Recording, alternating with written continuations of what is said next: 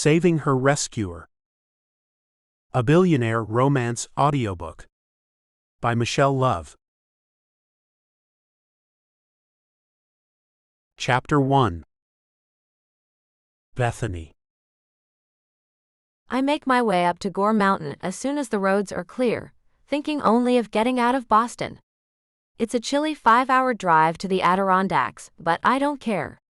That's 5 hours between me and my battered apartment with its boarded-over window and punch marks in one wall, and between me and Michael, who did the damage. I knew we wouldn't last when he started flirting with my classmates, but I never expected him to melt down completely like this when I dumped him. And after I caught him cheating in our own bed. The fading bruise under my eye still stings after 3 days. Michael committed 2 deal breakers in the span of 2 hours that night. One of them got him a night in jail, and an emergency protection order against him. He knows we're quits. But he refuses to let go. This morning I caught him waiting outside my door in the apartment hallway. He even had the balls to be pissed that I changed the locks. So he's spending another few nights in jail for violating the protection order. And I'm taking a badly needed break from Boston. I couldn't sleep comfortably in my apartment with so many reminders of Michael around. So I pulled out a chunk of my savings, made a hotel reservation, and took off for the Adirondacks. I reach the highway, and the traffic thins, and I breathe a sigh of relief. I hate driving in Boston. The motorists there practically try to hit each other. But that's where school is, and home until I'm done with school. I was lucky to get my apartment, just like I'm lucky that my internship, scholarship money, and the money from my blog add up to enough to pay for it. So I manage, for now. My idea of a break always involves getting out of town for a while, and away from the press of people. This time, the feeling is just a bit more urgent than usual. Thanks, Michael, you horse's butt. I've missed Gore Mountain for years. I haven't had the cash to visit much since I left home, but I have always dreamed of coming back. I used to ski myself sore there every winter, sore and sunburnt and numb-nosed from the icy wind whipping by. There's no more peaceful feeling for me than racing down a mountain slope alone. I'm hoping to recapture it this weekend and cleanse my aching heart. That's the reason I'm risking going up there so soon after a round of unseasonably heavy snowstorms. At least the temperature's already rising above freezing. I feel my spirits lift as I put some music on and prepare myself mentally for the long haul ahead. Between the fresh snow on the slopes, the warmer spring weather, and the thinner crowds, the resort should be lovely for unwinding. That damned idiot Michael will still be trying to call me once they let him out, but I can screen my calls. He constantly violates the protection order, no matter how often he gets reported and picked up for it. Yet another reason for me to get out of town for a while. Go to hell, Michael. If he keeps this garbage up, he can see how well his uselessness, whining, and abusive rubbish goes over in general population. I start to really relax after about the first hour of driving. I stop poking at my bruise, some of the tension leaves my muscles, and I even catch myself humming along to AC/DC on the radio. By the time I stop for lunch at a tiny roadside diner 3 hours into my drive, I'm even smiling. See? I tell myself as I pull into the parking lot. You can do this. Life can go on. It didn't end when Michael lost his mind and started breaking things. The diner is a weird steak and burger place with rustic timber decor and a mobster theme. Movie posters line the walls, The Godfather, King of New York, Prizzi's Honor. A badly edited TV version of Goodfellas plays on the television. A line-faced waitress with red-dyed hair and too much makeup smiles at me as she brings me a menu and some water. I sip it as I page through the offerings. I almost order the diet plate on reflex, salad and an unappetizing-sounding ground turkey patty. But then I remember Michael's gone and smile, and order a bacon cheeseburger. How many times did we eat out only for him to stare at me and make disapproving noises when I ate more than would sustain a kitten? Every damn time. He wanted me bony, but I don't skinny down that much without getting sick. So now, I'm going to enjoy myself a little. Maybe I'll even have a milkshake. I'll be burning it off on the slopes soon enough. Now that I have left Boston behind, it's like a weight has lifted off of me. I got a little too used to the burden of Michael, I realize. Now that I'm free, I feel myself coming to life inside. And suddenly, I feel a rush of desire I didn't expect. Being with Michael had always left me feeling unsatisfied, like grabbing a quick bite of cold cardboard pizza from a gas station. It filled the space but never truly fed me, unexciting, barely filling, without real nourishment, and sometimes a little bit sickening.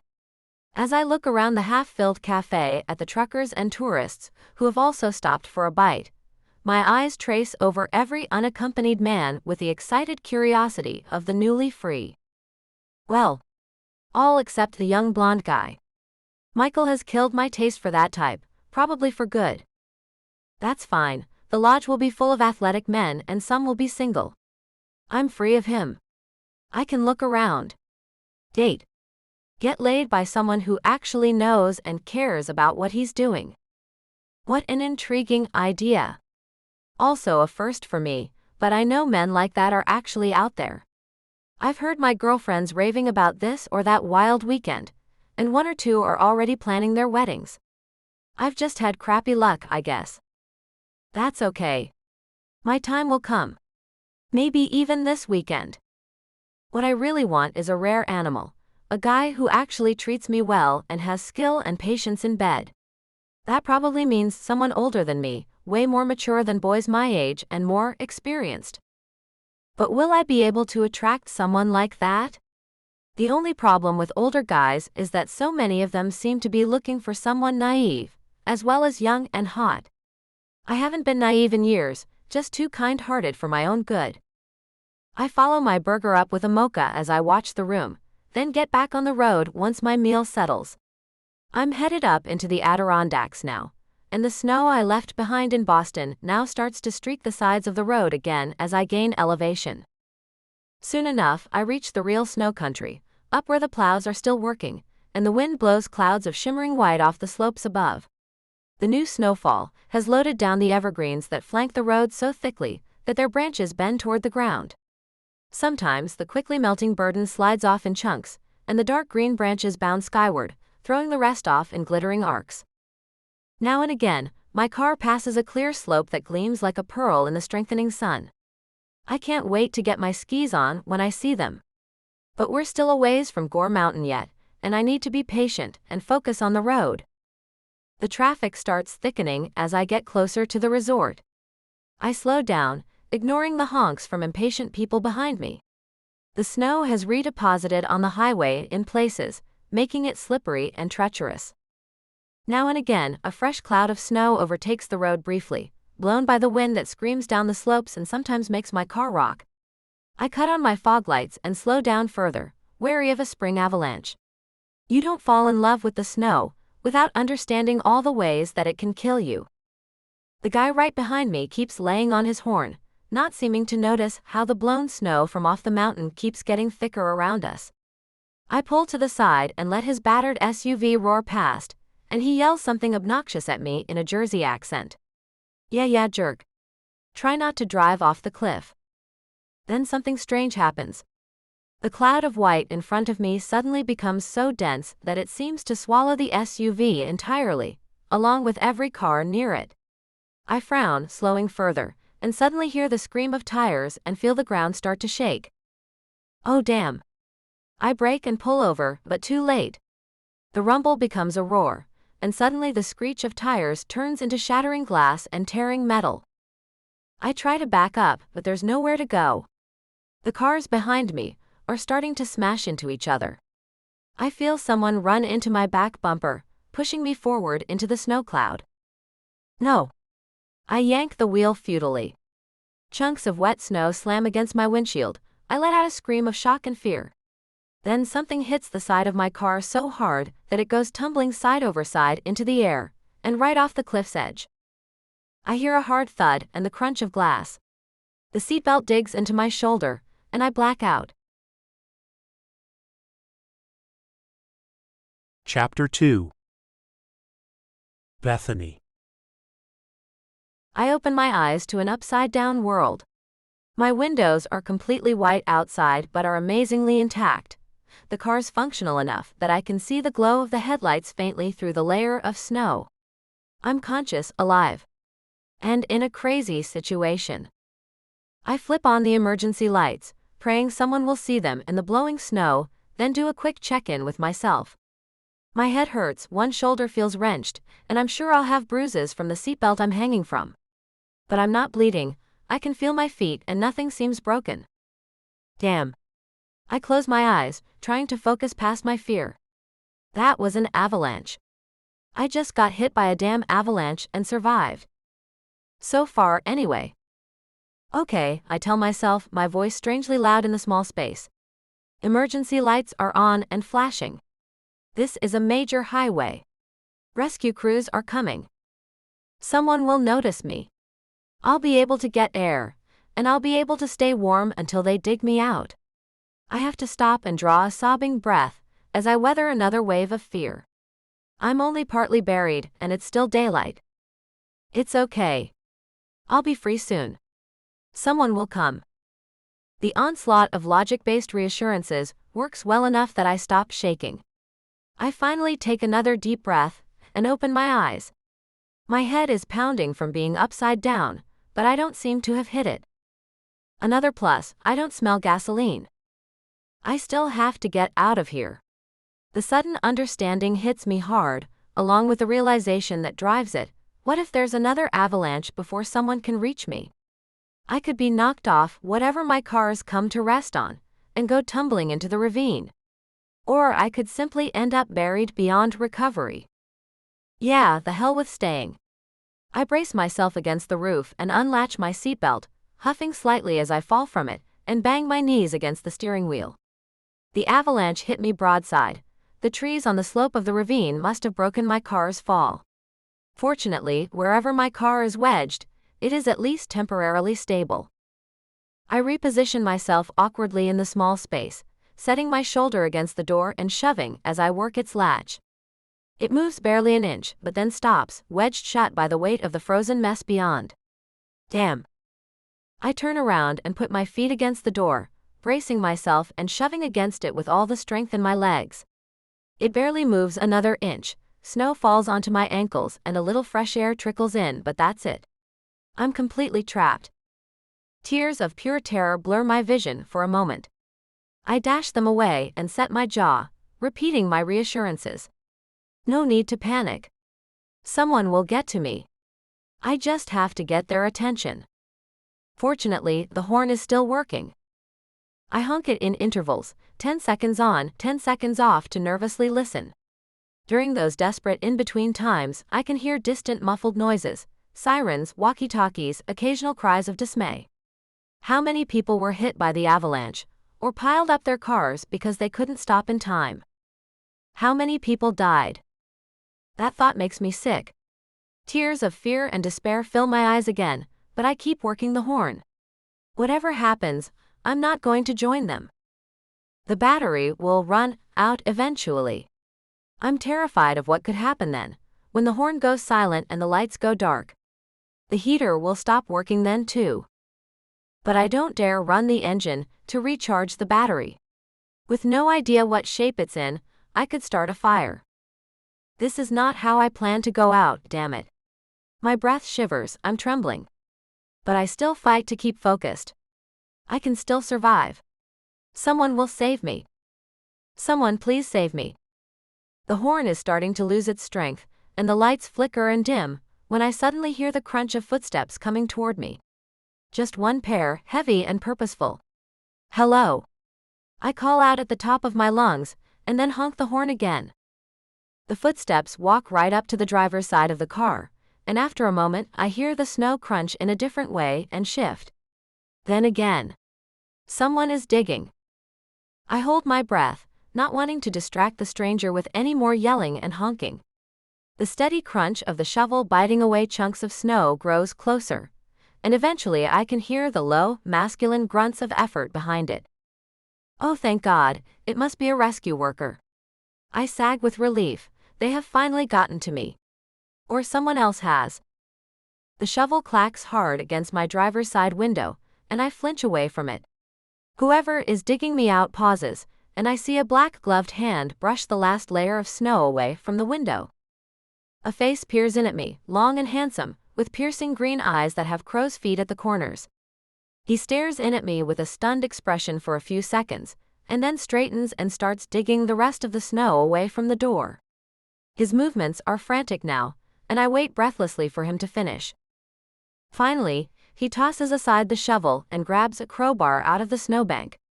I watch him use it to scrape the snow and ice away from the crack in the door, then laboriously pry it open.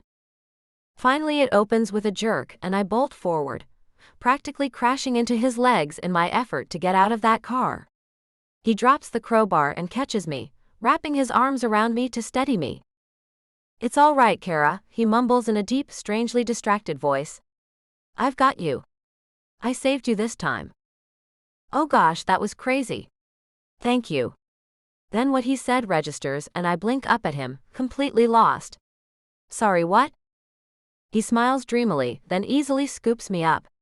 He's a big man, fit, his body broad-shouldered and hard under his insulated clothes. "We'll have the paramedics check you out, and then we'll go home. You'll be okay." I don't protest, I feel wobbly suddenly, my muscles shaking.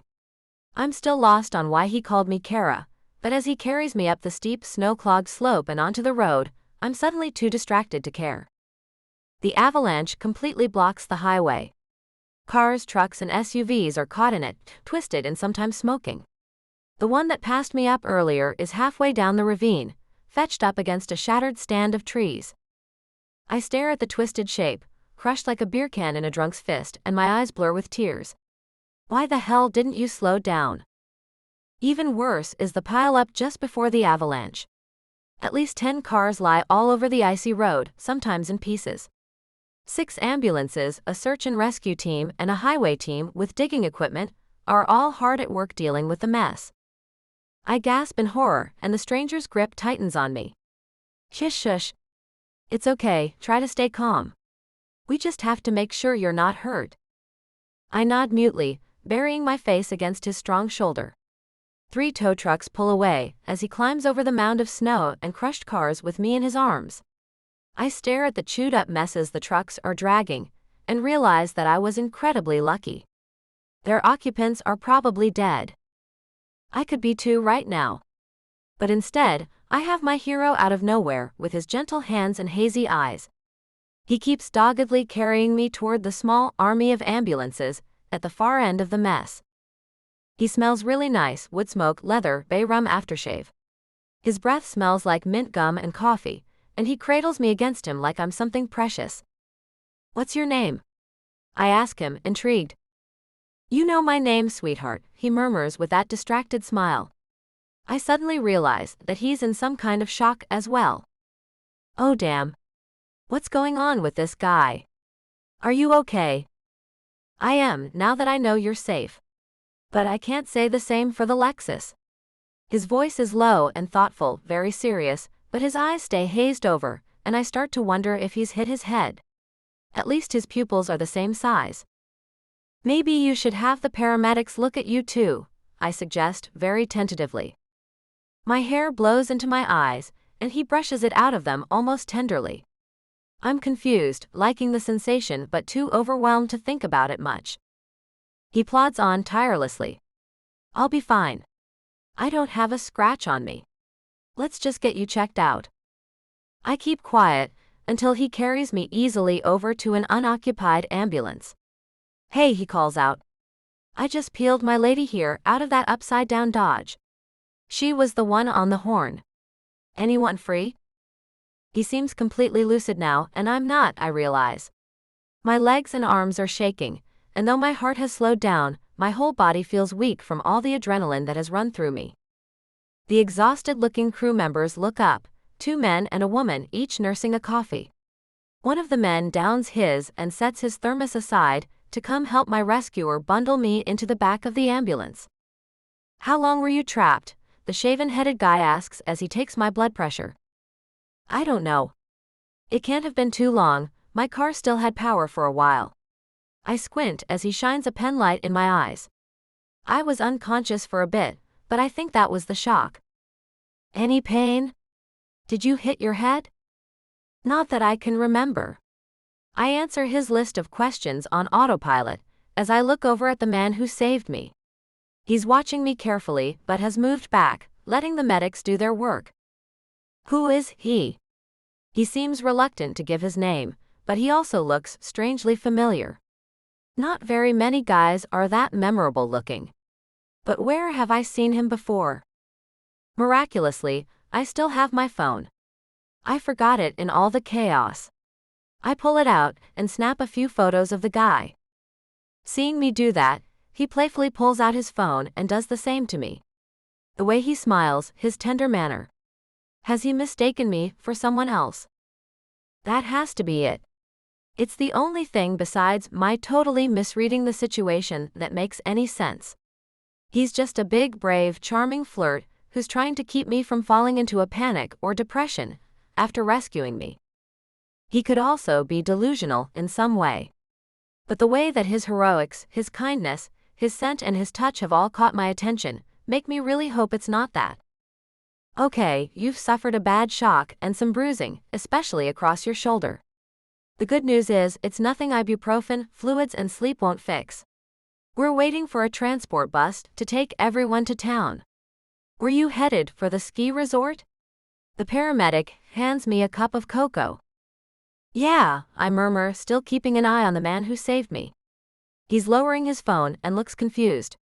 I have a reservation at the Gore Mountain Lodge. When I look up again, mystery guy's on the phone talking to someone.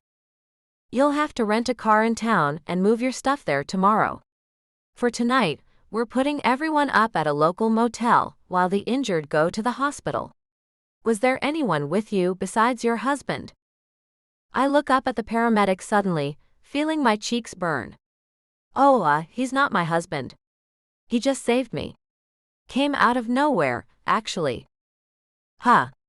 He frowns over at the man, who seems to be arguing with someone. Then he grabs a clipboard and hands it to me. Okay, well, here you go. Just put down your contact information and the details about your car. We're gonna haul it off for you. We'll drop it at the mechanics if it can't be driven. Otherwise, we'll bring it to the motel parking lot. Thank you, I manage, feeling a slow trickle of relief. This is crazy and scary and disruptive, but it is only a setback. I will be all right. I can drive up to the resort and go skiing tomorrow, if I'm not too sore. I look up to thank my rescuer as well, and blink in shock looking around. He's gone, just as suddenly as he arrived. Chapter 3. Henry. It was Kara. I swear to God that it was, Uncle Jake. Jake's been making us dinner while he listens to the news on his phone. The avalanche and the crash are all over it right now. He looks up from rough chopping a length of pepperoni, his expression pained. Henry, Car's dead. You know that. I take a deep breath. He said the same thing to me on the phone while I was looking right at her. Kara, my love, my wife, whom I buried almost 20 years ago. I saved you this time, I think, licking my dry, chilled lips as a sense of unreality washes over me. I finally managed it. Logically, I know that my uncle's right.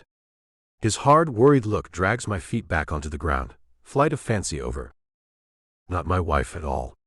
Too young and way too alive. But how the hell do you explain this? I know, I say, holding my hands up. You're right. Kara's been dead for 2 decades now, and I know that. But this woman literally looked just like her. Same hair, same eyes, same build. You had a flashback, Henry, he says with just the slightest edge of frustration to his voice. You rescued some woman because you thought she was Kara. But she wasn't. Now please tell me you really know that. I sigh in exasperation and pull out my phone. I unlock it, pull up the photos I took of her and hand it over to him. Here.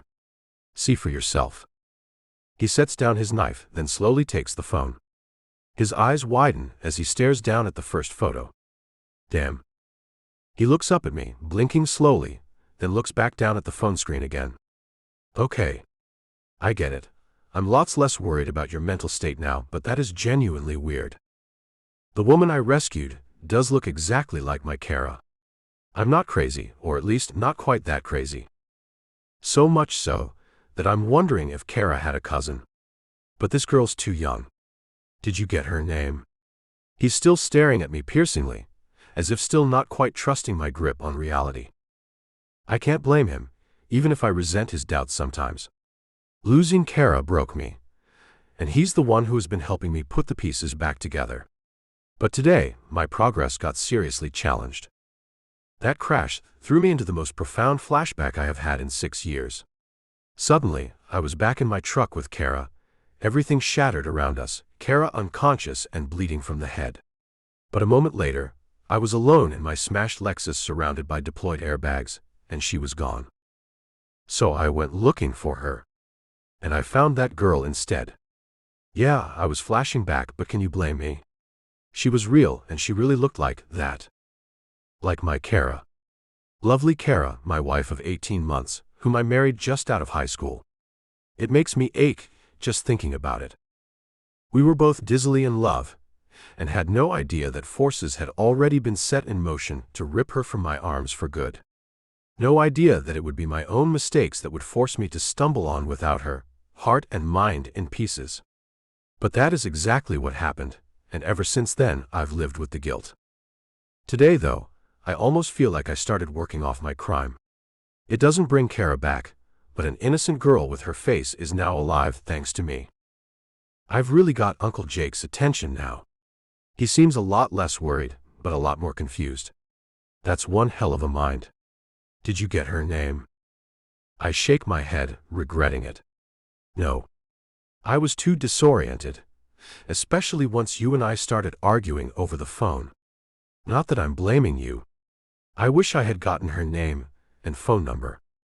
He lets out a low grunt, looking thoughtful, then peers at me. What happened to the Lexus? You hurt. He hands me back my phone and goes back to chopping. Totaled. But the safety measures did their job. I could use a trip to my chiropractor, but that's it. That was lucky. What shape is the girl's car in? He finishes with the pepperoni and starts chopping mushrooms and a few kinds of olives together. I sit down at the kitchen table, mouth-watering. I know better than to get in his way when he's cooking. He's territorial in the kitchen. Upside down in a snowbank 10 feet down the slope. Good thing she was wearing her seatbelt at the time. Unlike Kara. Gosh, Kara. I shake it off and look down at the tired, bruised girl on my phone. Not Kara, but real, and her spitting image. And safe now, because of me. Shocked, flashing back, and I still managed to save someone's life. That's not bad at all. My uncle chops away, keeping half an eye on me. Sounds like the poor kid had a really bad day. But it probably would have been worse if you weren't there. I was just thinking that. Bruised. I peered distractedly at the image. That's strange. Hey. What's that? He pauses in his work again and looks my way. The bruise under her eye is developed. Maybe a few days old. The sleuth in me, lover of true crime novels and whodunit movies, focuses in on the detail. That's a shiner. Someone hit her. The sudden, intense surge of rage takes me completely by surprise. I know in the back of my head that it's because she looks like Kara. The idea of someone slamming his fist into that face makes me want to find him and beat him until he can't move. Henry. My uncle's voice is sharp. It looks like she was attacked. I should do something. If not to him, then for her. Leave it, Henry. I look up at him, a mix of puzzled and annoyed. What? He sighs through his nose. Leave it. She is a complete stranger, and it is her business. Let me make the damn calzones, let's have supper, and let's watch the Maltese Falcon like normal people. I know she looks like Kara. I know you miss that girl so much that you haven't touched another woman since. I know you punish yourself all the damn time too. He took a deep breath and stared at me pointedly. If having helped this girl makes you hate yourself a little less, then good for you. But don't go chasing her. That shouldn't piss me off, but it does. She can't have been put in my path for no reason. It's too much of a coincidence that a girl the very image of my dead wife should end up in a car accident on the same stretch of road, only to be rescued by me. Do I believe in reincarnation? I have never even considered it before today. But even if that crazy theory is somehow right, do I have any right to chase after some new incarnation of Kara, after failing her so badly last time? Whoever this girl is, if I come at her with all of this, she would probably think I'm completely crazy. I might even scare her away completely. And what would it accomplish? I may not even have the right to pursue her. My task may simply have been to save her this time, and be satisfied that she is alive and happy in the world somewhere. But then the image of the bruise on her cheek rises in my mind, and my fists clench on the tabletop. Is she happy though? Is she safe? You're not saying anything, my uncle observes as he finishes chopping olives. I'm just wondering if she's doing okay. The knife thwacks against the chopping block a little too hard. Henry, for the last time, this is not good for you. You want to end up with a restraining order against you for scaring some stranger because you miss your wife. This self-punishing crap has to stop. He's right. I know it in my gut. I will probably alarm the girl if I go tracking her down. Damn. My heart sinks as I think about it, but I finally sigh and nod. You're right. I won't pursue her. But I sure am curious why she looks so much like Kara. I see his shoulders sag with relief, and he goes right back to kitchen prep. Good. So am I, but you know how you get. Yeah. But what about the bruise? I know how I get. That evening, having missed my afternoon workout, I make up for it brutally, filling my home gym with a hard rock soundtrack and the clangs, thumps, and pulley creaks of exercise equipment. I've been obsessed with fitness since junior high, when I learned how a well-toned body and some practice could protect both myself and Kara from the neighborhood bullies. We met and made friends in 7th grade, after I moved in with my uncle. Back then, our family was poor, and his veteran's pension allowed him a small house in Poughkeepsie and nothing more. She lived just down the road, and walked past my house every morning on her way to school. I realized that she was being bullied when she asked me to walk with her. I was shy, but one look at the fear in those velvety eyes and I had to help her. 2 years later she gave me my first kiss, and after that I belonged to her. I learned to fight and worked out daily with an extra run at night. I ate so much boiled chicken, eggs, and yogurt those days that I started getting stomach aches. I wanted to make myself huge, a bulwark between Kara and the world. Today I run 10 miles a day, or bike 20. I have an hour of weight training, and an hour of judo practice. My routine back then was even more brutal. I chuckle a little as I do crunches on my slant board, remembering. My abdominals gleam with sweat as they bunch and flex. These days, I'm pretty satisfied with my looks, speed, and strength. Back then, I was constantly frustrated because I was building on a base of junior high readiness. Being an impressionable teen, I was also basing my expectations on the bodies I saw in comics and film, with teen boys drawn as or played by 20-something men. So I was never satisfied with what I saw in the mirror. But Kara was. The night she surprised me with that kiss, my heart walked off after her like a puppy. We were 15. I started working out harder, joining the weight training class, track, martial arts courses. I wanted to look good for her. I wanted her to want to touch me. We were 16 when her father caught me walking her back from school. He demanded to know what I was doing, and I explained about the big guys who kept lifting up her skirt at the bus stop. He somehow convinced himself I was gay because I didn't participate, and only because of that, trusted me with his daughter. A year later, Kara climbed the rose trellis and slipped through my bedroom window like something out of a dream. For the first time, we could hold each other freely. Giddy and breathless with excitement, we whispered and laughed under the covers, our fingers laced and hearts racing. I groaned softly as I pushed through the final reps of my set, sweat trailing down my neck. The memory is so vivid, it pulls at something deep inside me. A pang of longing tightens in my chest, not just for Kara, but for the connection we shared. I can't shake thoughts of the woman I saw yesterday, the one who looked so much like her but with haunted eyes. Her face lingers in my mind long after I finish my workout. After a long sauna and a cool shower, I stretch out on the couch with a book, Never Cry Wolf. It's better than I expected, even more so than the movie I used to love. But the story can't hold my attention. My mind keeps drifting back to her, to that familiar face shadowed with pain. I wonder what her story is. I wonder if she's safe. Eventually, I fall asleep with the book resting on my chest. In my dream, we're back in that memory. Kara and I are lying side by side, the room lit by silver moonlight. Her hand finds mine under the blanket, and our breaths mingle as we talk in hushed voices, scared to break the fragile silence. She smiles up at me, nervous, excited, and full of trust.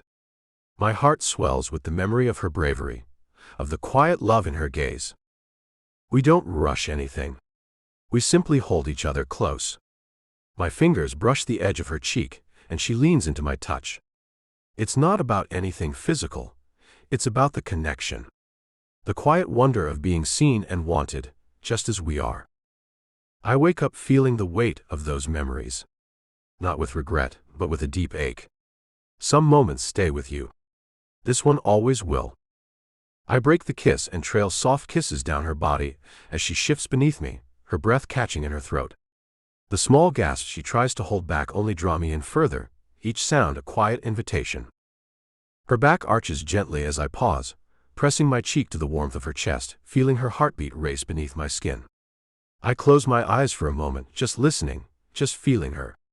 The intimacy between us is deeper than words, and I want her to know that. I kiss over her heart and gently run my hand along her side, memorizing the shape of her. Her fingers tangle in my hair, as if she doesn't want me to stop, and I don't. I hold her close, brushing my lips against her skin, feeling her shiver beneath my touch. There's no rush. No need to hurry. Just this moment where nothing else matters. She lifts her hips slightly, inviting me to hold her tighter, and I do, our bodies shifting into a slow rhythm of connection and comfort. I press kisses along her collarbone and breathe in the scent of her skin. Every part of her feels familiar and new all at once. We're not speaking, not really. Just the sound of breath and closeness, and the kind of silence that only exists when two people fully trust each other. Eventually, I hold her tightly, both of us still and quiet. I can feel her pulse through my chest, her warmth seeping into me. A peace settles over us like a blanket. I wake covered in sweat, the dream still clinging to me. My breath is shallow, my body heavy with longing. Kara. Her name escapes before I can stop it. It's been 20 years since I last held her. And somehow, even now, my heart aches with the same intensity. I sit up slowly, pressing a hand to my chest. The dream lingers in pieces, soft touches, quiet laughter, the glow in her eyes. And then, I remember. The woman from the other day, the one with her face. I exhale and head for the shower, the heat of memory still simmering beneath my skin. Who is she? And why does it feel like my heart already knows? Chapter 4. Bethany. So you never even found out his name? My therapist, Dr. Kaplan, leans forward, wearing an intrigued expression. Her West London accent gives a slight lilt to her words. She's a small Indian woman with bright black eyes that are often full of merriment. He disappeared before I could get a straight answer out of him. I asked the guy, but he acted like I should already know. But I swear, I would have remembered a hunk like that if I had met him before. I can't keep my voice from sounding wistful. I dreamed about him all weekend. It was the most fun I had since the wreck kind of messed everything else up. I ended up spending most of the weekend overseeing my car's repairs and paying for them with the money I had meant to spend on food and ski passes. I drove home still wondering who my rescuer was. Now, healing up from bruises this bright Boston Monday, I still can't get him out of my mind. The truth is that he seemed to be in some kind of trance. I can't even describe it. He even called me by another name. Wait. He went to all that trouble to save your life because he thought you were someone else? That must have been a little disappointing. Her eyes twinkle teasingly and I roll my eyes. Maybe, but I wasn't about to look a gift rescue in the mouth, if you know what I'm saying. I smile wryly, but then grow serious. I really want to find him, Doctor. I want to at least say thanks. And if he turns out to be single? Oh-ho! Her eyebrows rise. It's a little soon to be playing the field after that mess with Michael, don't you think? I blush down to my toes. She's right, but she's not right. Michael can go to hell. I want to move on. The truth is, we've been broken up emotionally for months. The guy just wouldn't leave my damn apartment. My lips twist. And then he stank up our bed with that club tramp. Okay, fair enough, and I can see the appeal of chasing a better experience with a man. The corner of her mouth curls slightly. She's been happily married for almost longer than I've been alive. I wish I knew her secret. But why this mystery man in particular? Well, it's not just gratitude. And it's not just because he's hot. Though he is really, really hot. I hear a giggle spill out of me, and we both blink in surprise. Wow. You sound flustered for once in your life. He's that hot? Oh yeah. I sigh, remembering. Huge, soulful eyes, he picked me up like I was nothing. He even smelled good. She laughs softly. You know, you came back here with a story of being in a horrible car accident that ruined your vacation. But all you seem to be able to talk about is this man. That brings me up short. Wow, she's right.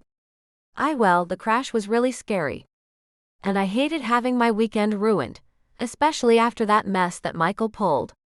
But she folds her hands in her lap as she faces me. Take your time. When I thought I was going to die, that man was there for me. When I was waiting for my car to be fixed and delivered back to me, thinking about him helped me get through it. When I had to take painkillers just to get to sleep, I dreamed about him. Just meeting him made the situation better, and not just because he rescued me. That's kind of amazing. She looks down at the phone in my hands. You said you had pictures? I do. Here. I unlock my phone, open its gallery, and hand it over, and watch her eyes widen slightly. She sits back, flicking back and forth through the 3 photos I took. Oh wow. He's a bit old for you, but still. Yum. And no wedding ring that I'm seeing. My cheeks heat up again. I noticed that. She considers the photos, then nods and hands back the phone. Looking me in the eye, she says, I think you should try to find out who he is. That takes me completely by surprise. Wait, really? She nods. Definitely. I have not seen you so lively and happy since before you met Michael. I say, find out who he is, and if he is local to Gore Mountain, invite him to meet you at the lodge next weekend. Next weekend? The bill to replace my car window and front bumper took a big bite out of my savings, and vacationing again will take another. But as she looks at me knowingly, I really consider it. I just met the most captivating man I have ever encountered. He saved my life. All I have to find him is his picture, but maybe that's enough. I'm an investigative reporter, after all, even if I'm new at it. It's my job to track down the truth. I'll let you know what I decide, I say, hedging my answer in case something comes up. But I already know what I want to do. The maintenance guy has come and gone by the time I get home, replacing the shattered window and damaged drywall. The manager has left me a scrawled note, asking me to bring by a copy of the new key. I put it on my to-do list for tomorrow, and turn on the lights as I walk inside. My apartment is tiny but pretty, all hardwood, with a living room-kitchen combo, a closet-sized green and blue tiled bathroom and a cubby of a bedroom. My office takes up the living room now that Michael is gone. The first thing I did once he went to jail was to have the cheap sofa he spent most of his life on trashed and his belongings sent to his mother. The apartment is finally warm again, with the window replaced. I stretch, feeling my healing bruises ache a little, then grab a garbage bag and start hunting around the house for any further evidence of Michael's presence. The whole time, I think about my mystery man. I bag up the cheap canned stew Michael liked so much, and throw out a pair of his boxers that I find under my bed. I clean his hairs from the drain, and vacuum every trace of him out of the area rug. I make sure he's off of my movie rental accounts, and that my Wi-Fi password is changed. The whole time, I'm not thinking of Michael. I'm done with him. The last of his shouts stopped echoing in my space over a week ago. He doesn't deserve another moment of my time. I'm thinking instead of the man who saved my life, who called me Kara and cradled me tenderly with hands that could wrench a jammed car door open in one go. I'm wondering what his kiss would taste like, and what his body would feel like against mine, without the barrier of all those clothes. I clean Michael's leftovers out of the fridge and finish scrubbing the place down. Then I burn Nag Champa incense to clear the air. My mood lifts as the sweet spicy smell fills my home.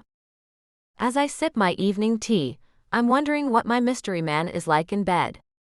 Probably very gentle and tender, to start. But after that? What's that big strong man like when he loses control? I really want to find out. I send the images of my rescuer from my phone to my laptop and start running image searches. I settle in with my tea and a bowl of raspberries, determined to stick out the search as long as it takes. And then I find him in the first 5 minutes. Meet Henry Frakes, upstate New York's reclusive billionaire. Henry Frakes isn't a very sociable man. It's nothing about other people, he reassures me quietly as we drink coffee in his spectacular 9-bedroom house in the Adirondacks. He simply likes his privacy. A recent addition to the ranks of New York's wealthiest men, Frakes is not your average billionaire. Aside from his home, he lives quietly, hiking and fishing on his lands and occasionally traveling abroad. He is unmarried since losing his first wife in 1998 in an automobile accident near their home. Frakes' passion, aside from his various charitable activities, is his home, which was featured last year in House Beautiful. The restored Gilded Age hunting lodge became a personal project for himself and his uncle 15 years ago, and he has never stopped improving on it. I spend more time fixing it up myself these days instead of hiring guys. I did the paneling and shelves in the library, and made my office desk out of part of a ring of oak stumps. The outer 3 edges were left raw and sealed. I'm pretty proud of how it turned out. My eyes widen, lingering on the single photo. He's caught in mid-gesture as he speaks to the reporter, his eyes distracted looking just as they were with me. That big brave humble man is a billionaire. In fact, he owns what my aunt called the castle, a huge structure overlooking the highway on the way up to Gore Mountain. It's only a few miles from the avalanche site. Were you going home when the avalanche hit? Was it the same stretch of road where you lost your wife? What kind of mental state did that leave you in? Who are you, Henry, besides a rich widower who saves the lives of strangers? I already know, though, he's my hero. Even if he went to so much trouble for someone he thought he knew, he didn't know who was in my car at all until he pried the door open. He didn't have to know me to know I deserve to be helped. And that's yet another reason why I have to get to know him better. Damn it, I muttered. Why can't the world have more guys like Henry in it, and less like that twat Michael? If he lives at the castle and is a recluse, then he'll very likely be home if I come visit. I've got some doubts. What if he's seeing someone? What if he gets angry that I violated his privacy? I'm suddenly exhausted, thinking about it all. I've already walked a few miles and done my yoga, but my energy level's at a low ebb. Probably because I'm still healing. Crap. I'm refilling my mug of tea when I hear my phone go off. I frown and turn, pulling it out. Unknown number. I hesitate. It could be the police asking for a statement about my part in the accident. It could be my insurance. Or it could be Michael. I take a chance as I sit down in my computer chair. This is Bethany O'Shea. Oh hey babe. You finally picked up. Michael's cheerful voice stings my ear and I flinch away from the phone, scowling at it like I half expect him to come crawling out of the screen. You're violating the no contact order again, Michael. You know I don't want to hear from you. Fool. At least he isn't pulling this nonsense in person. But I'm still so pissed off about it that I almost hang up right that moment. The hell with the no contact order, babe. I know you're just playing hard to get. His fake cheerfulness deepens, and all I can think of for a panicky moment is calling the cops again before he shows up. But instead, I stay focused. No. You cheated on me, verbally attacked me, threw a fit when I threw you out, broke my window, damaged my wall, and then blackened my eye.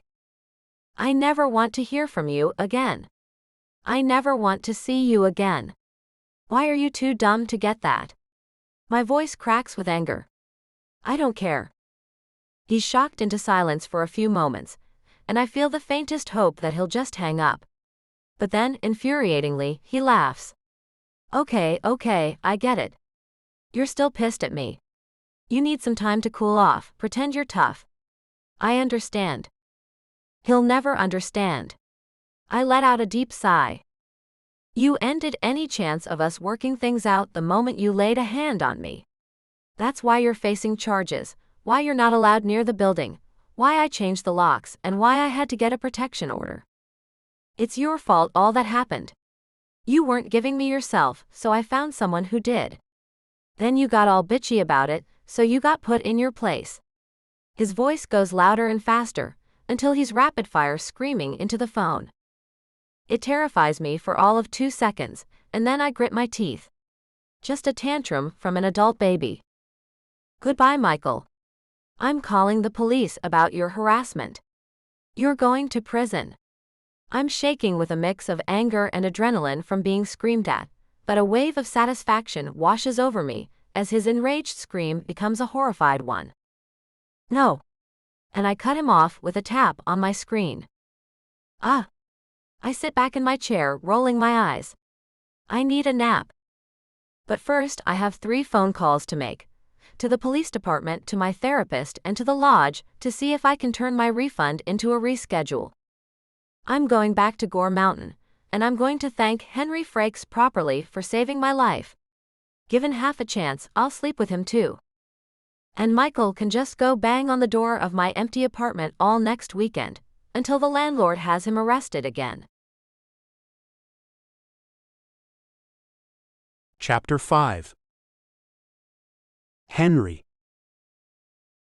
I don't know how I managed to keep from looking for the young mystery woman whose life I saved, but I do. I know my uncle is right about my need to avoid obsessing over this. He's generally right about everything, especially my health. Uncle Jack is the only person in the world who gives a damn about me anymore. I know that part of the reason is that I dragged us both up out of poverty, and he figures he owes me.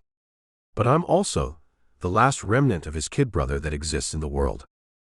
And finally, he simply cares. He's that kind of guy.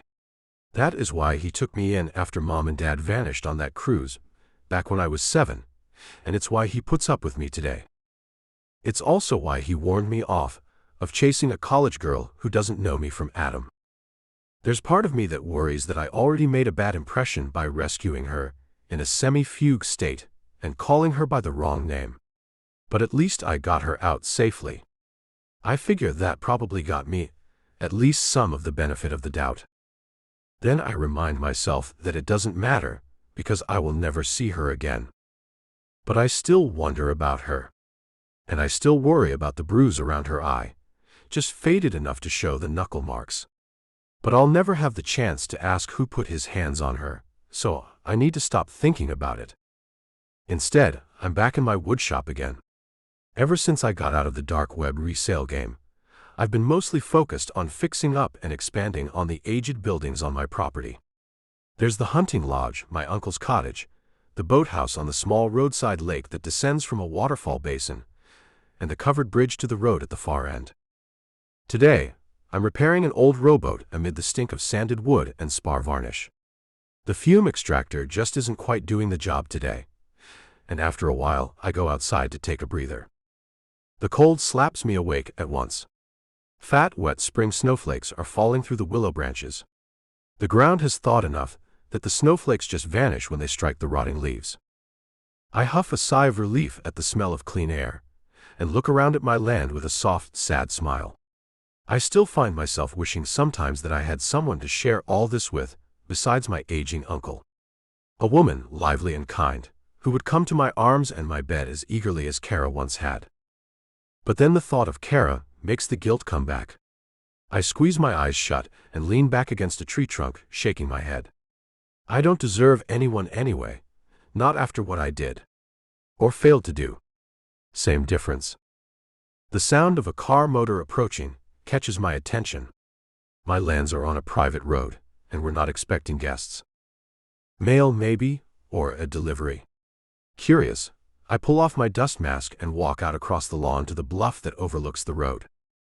I look down, and am startled to see a slightly battered royal blue Dodge that looks very familiar driving up the road.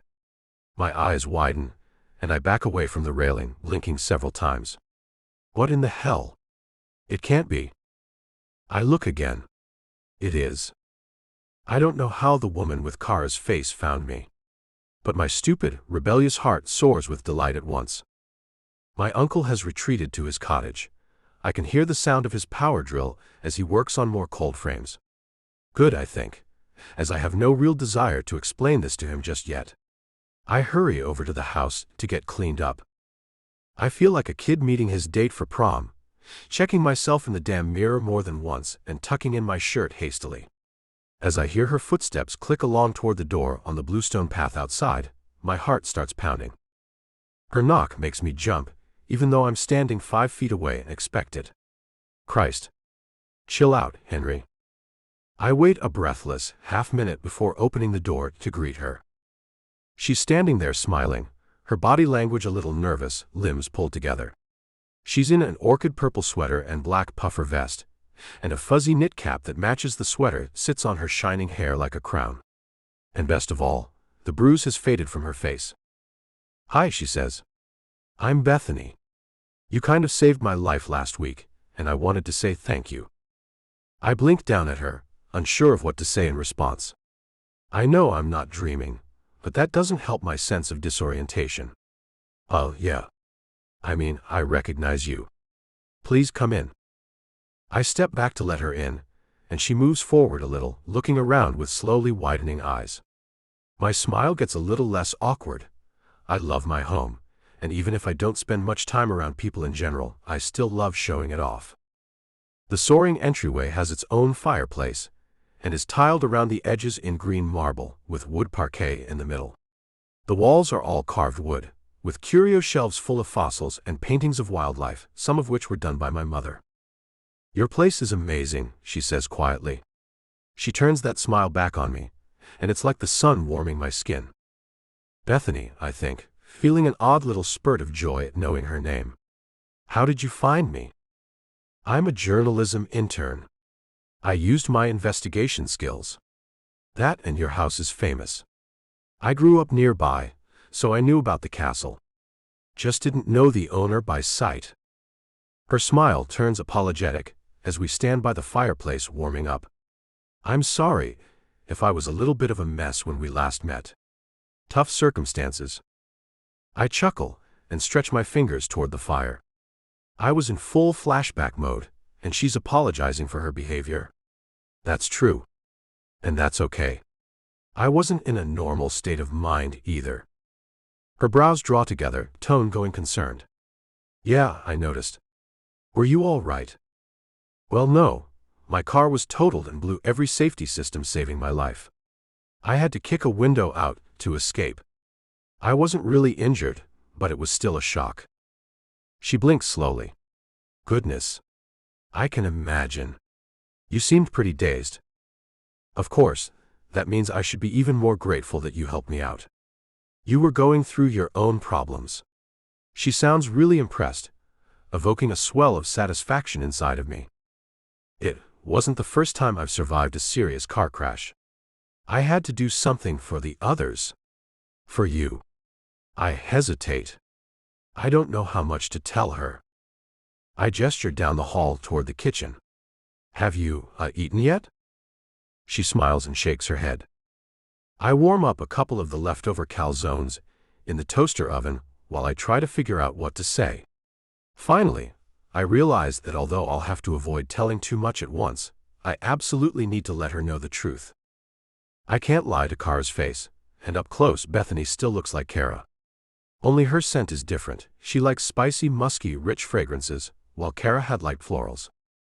I can't tell if it's the sameness or the difference that turns me on more. I have a medical condition as a result of the first accident, I say slowly. If you read the articles on my house, you're probably aware of the crash that killed my wife. She nods, her eyes full of soft sympathy. Not pity, she watches me intently, seeming to hang on my every word. I did read about it. I wasn't going to bring it up.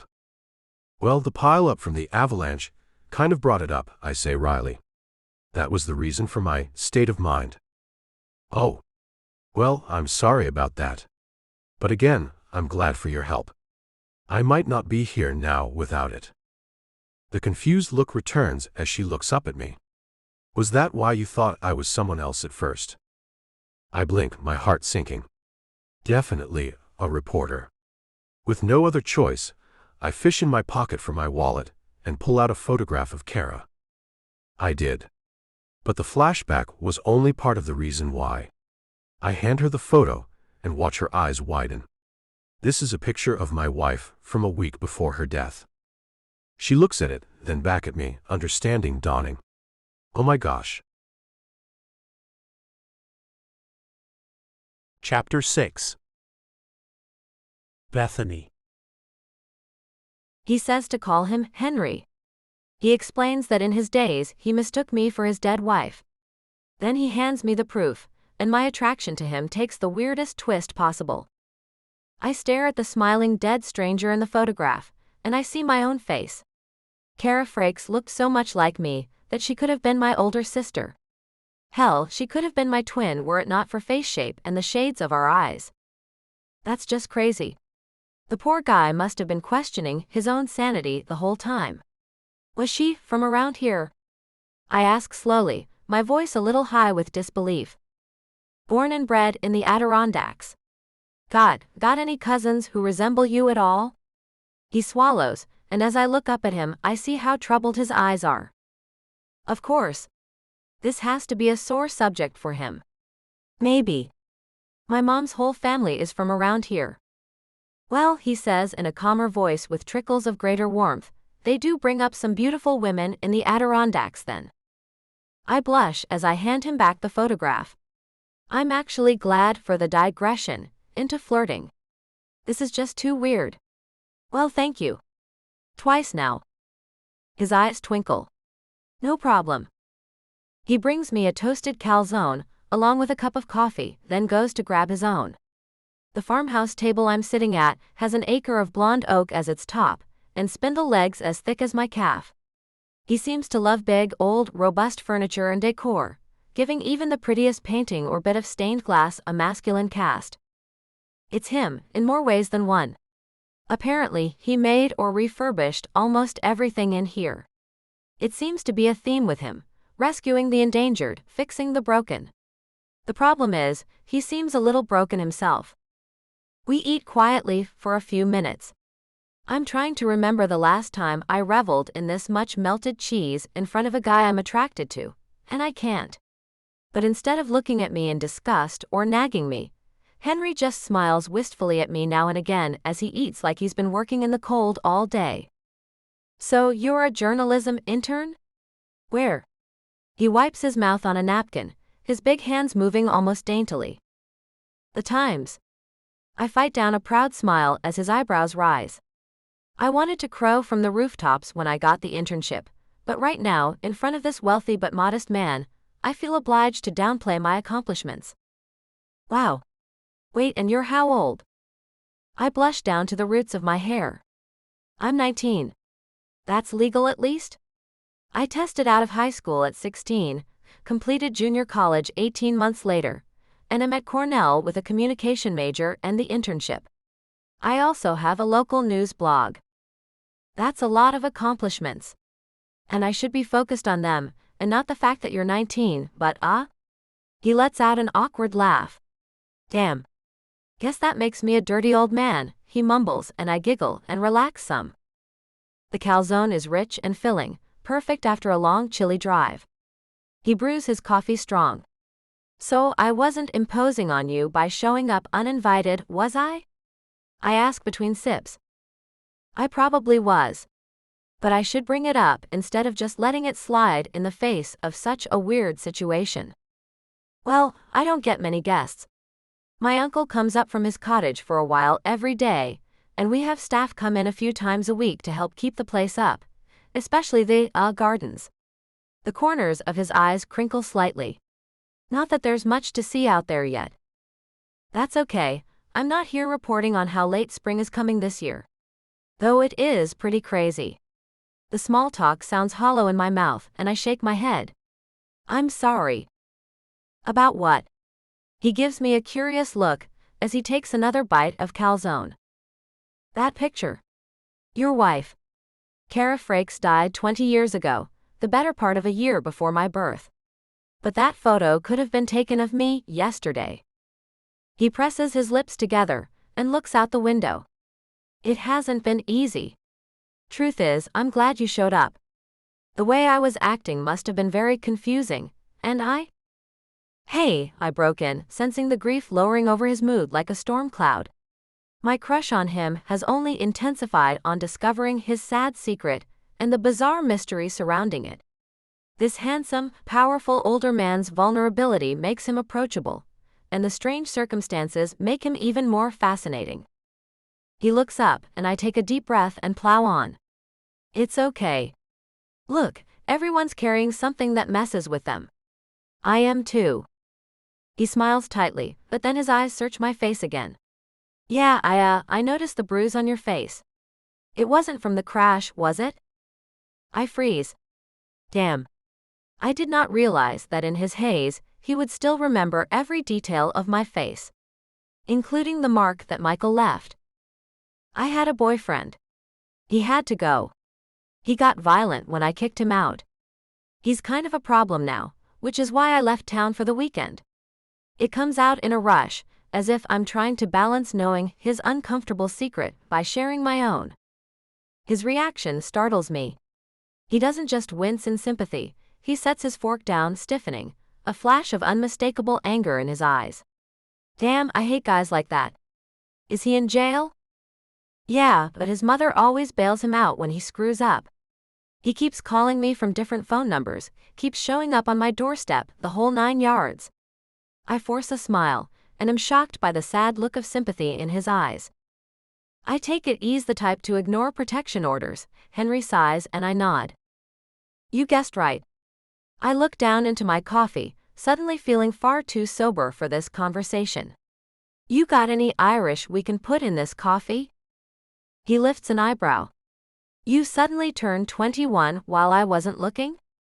I eye him. Last week Michael punched me in the face. Then, when I got away I nearly died in an avalanche, and you had to rescue me. Today I discover that I'm your late wife's virtual twin. Then I soften and brace myself. Am I doing this? I'm doing this. I'm tired of being so timid that I never get what I want. Which is extra awkward because half the reason I came up here was to find out if you're still single. He blinks as if I just reached across and honked his nose, and then gets up from his chair. I'll get the bottle of Bailey's. So I'll make you a deal. I'll tell you my story and you tell me your story, and maybe we can sort out how to handle all the weird crap that's happened. He tops off my coffee mug with a shot or so of Bailey's, and does the same to his mug. Okay, shoot. I don't want to tell him that I actually don't have much experience with alcohol, outside of the occasional beer. But I just can't think about Michael anymore, and Henry wants to know what's going on. I came from a working-class family from Buffalo. Dad was a truck driver, Mom taught school. My uncle took me in after they died and raised me.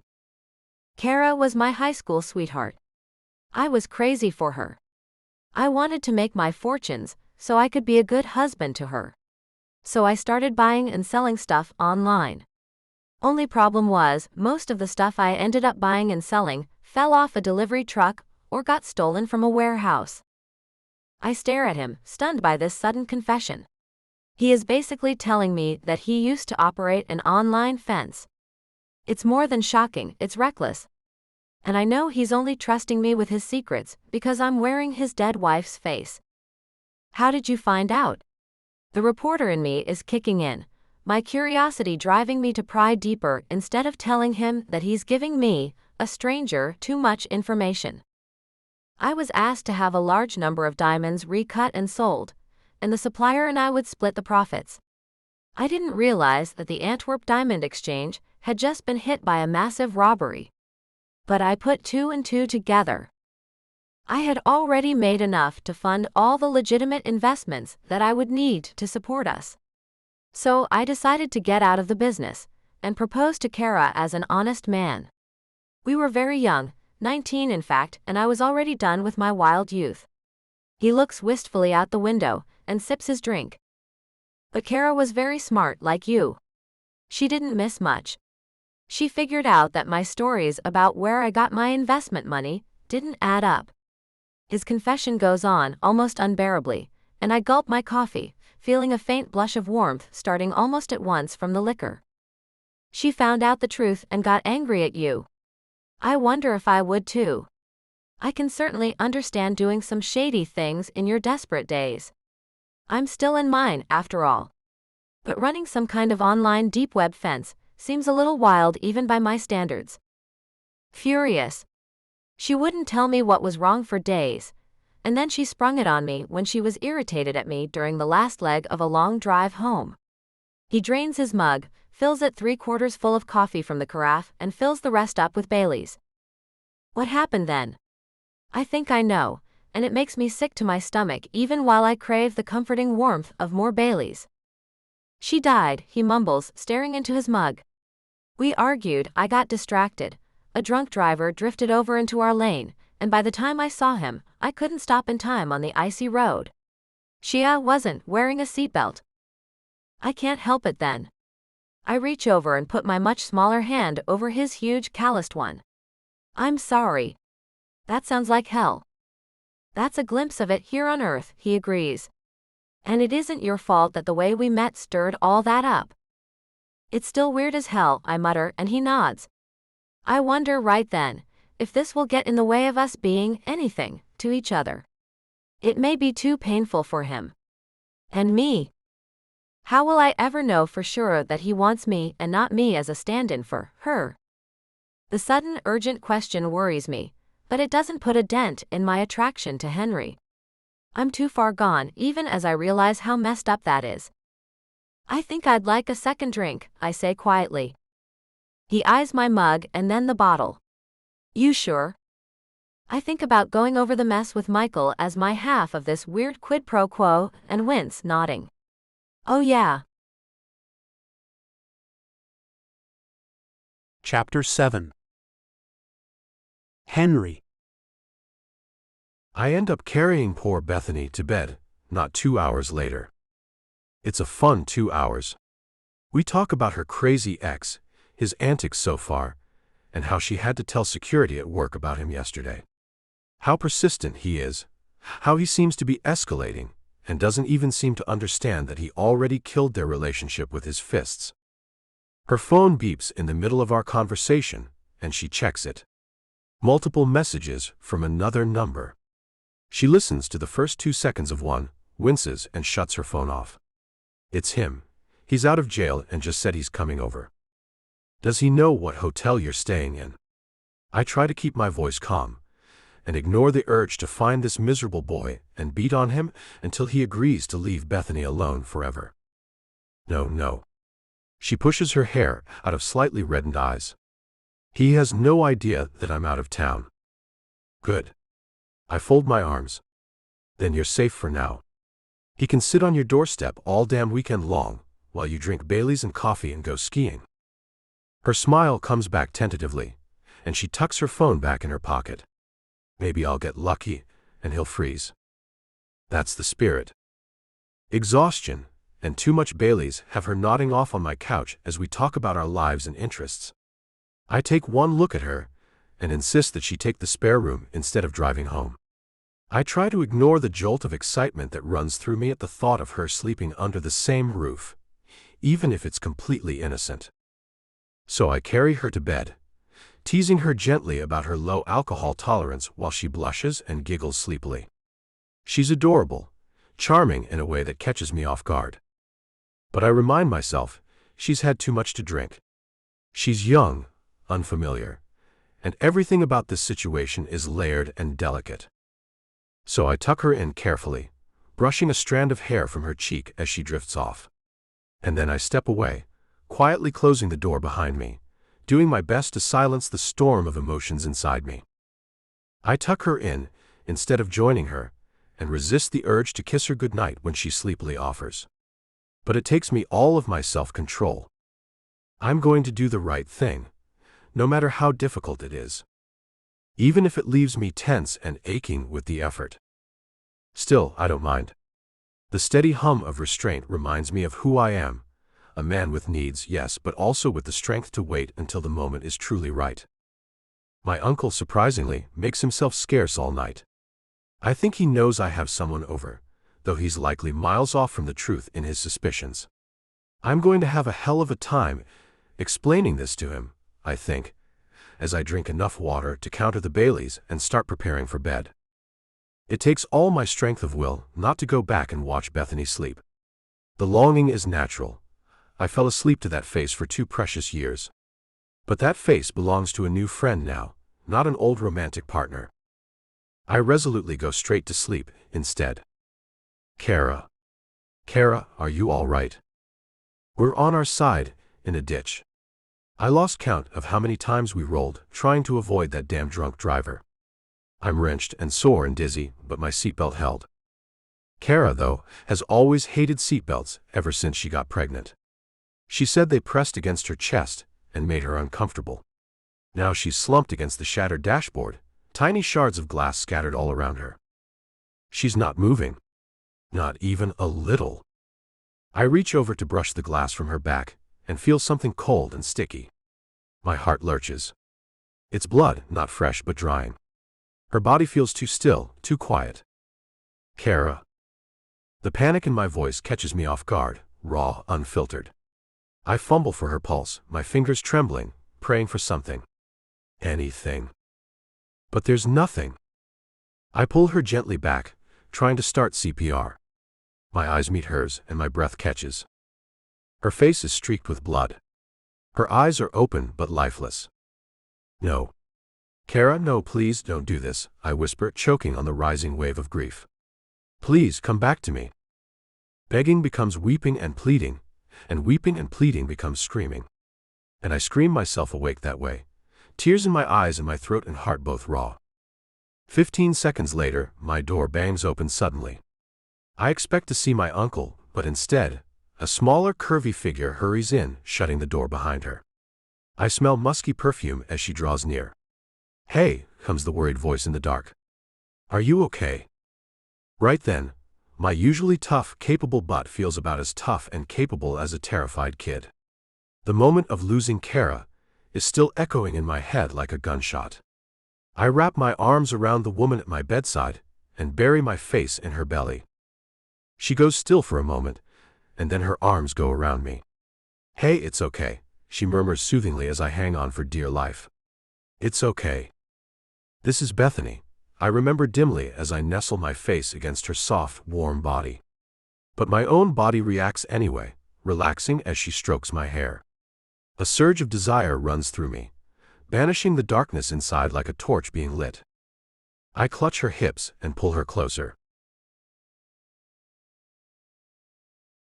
Chapter 8.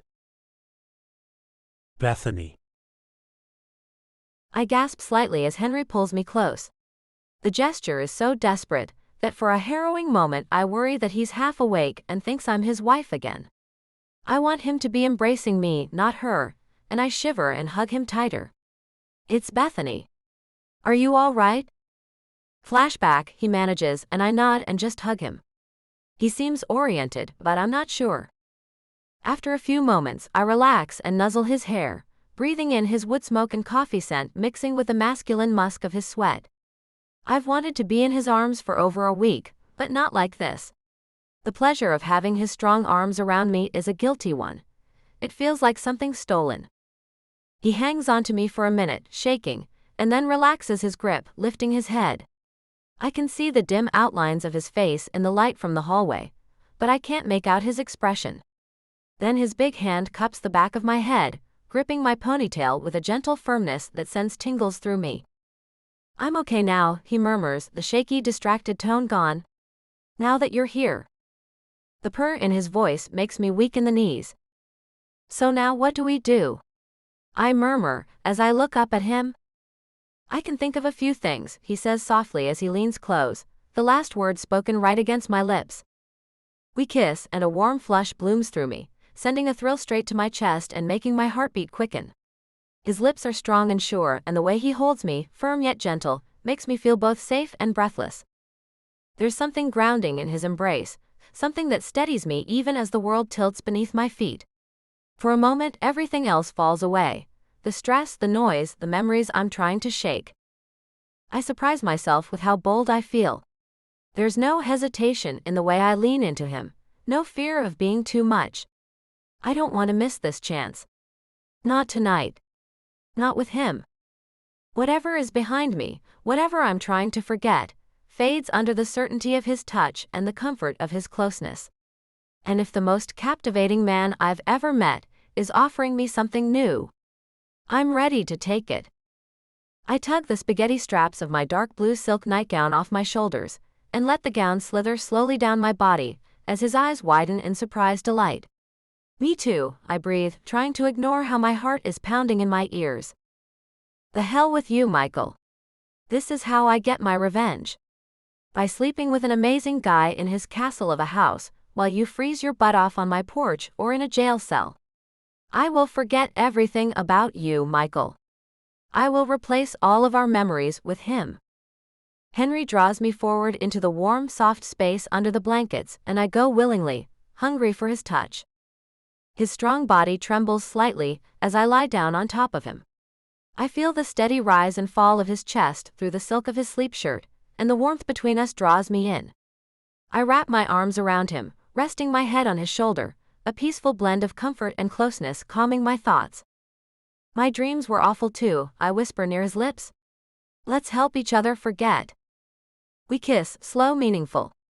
His hand gently cradles the back of my head, while the other moves carefully, soothingly over my back. His touch is grounding, as if he's both calming my racing thoughts and kindling something deeper. "Bethany," he murmurs softly, like my name alone is an anchor. It makes my heart race and brings a flush to my cheeks. I run my fingers through his hair, and he leans in to press kisses along my neck, each one deliberate and full of longing. Despite the closeness and intensity, he's patient, fully present, not rushed. His hands roam gently, tracing the lines of my back, my shoulders, the curve of my waist, learning me all over again. Every touch feels like it means something. He's not rushing to take, he's reaching to connect. I move to sit across his lap, and he holds me close, brushing his lips against my collarbone, and then up again to meet mine. I'm caught in the moment, completely and willingly lost in the way he's looking at me. "Don't stop," I whisper, barely able to get the words out. He pulls back just enough to meet my gaze, a half smile in his eyes. "Only if you ask nicely," he teases, his voice low and full of affection. I'm not used to this kind of tenderness. The way he touches me, it's like he's trying to teach me what it means to be cherished, really cherished. He seems to know that I'm not used to feeling this way.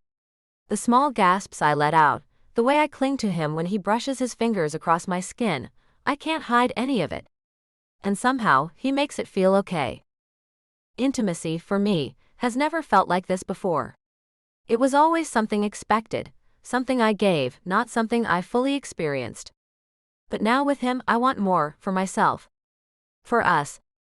He leans in close, holding me in his arms, and I forget everything but the warmth of his body and the way he makes me feel safe.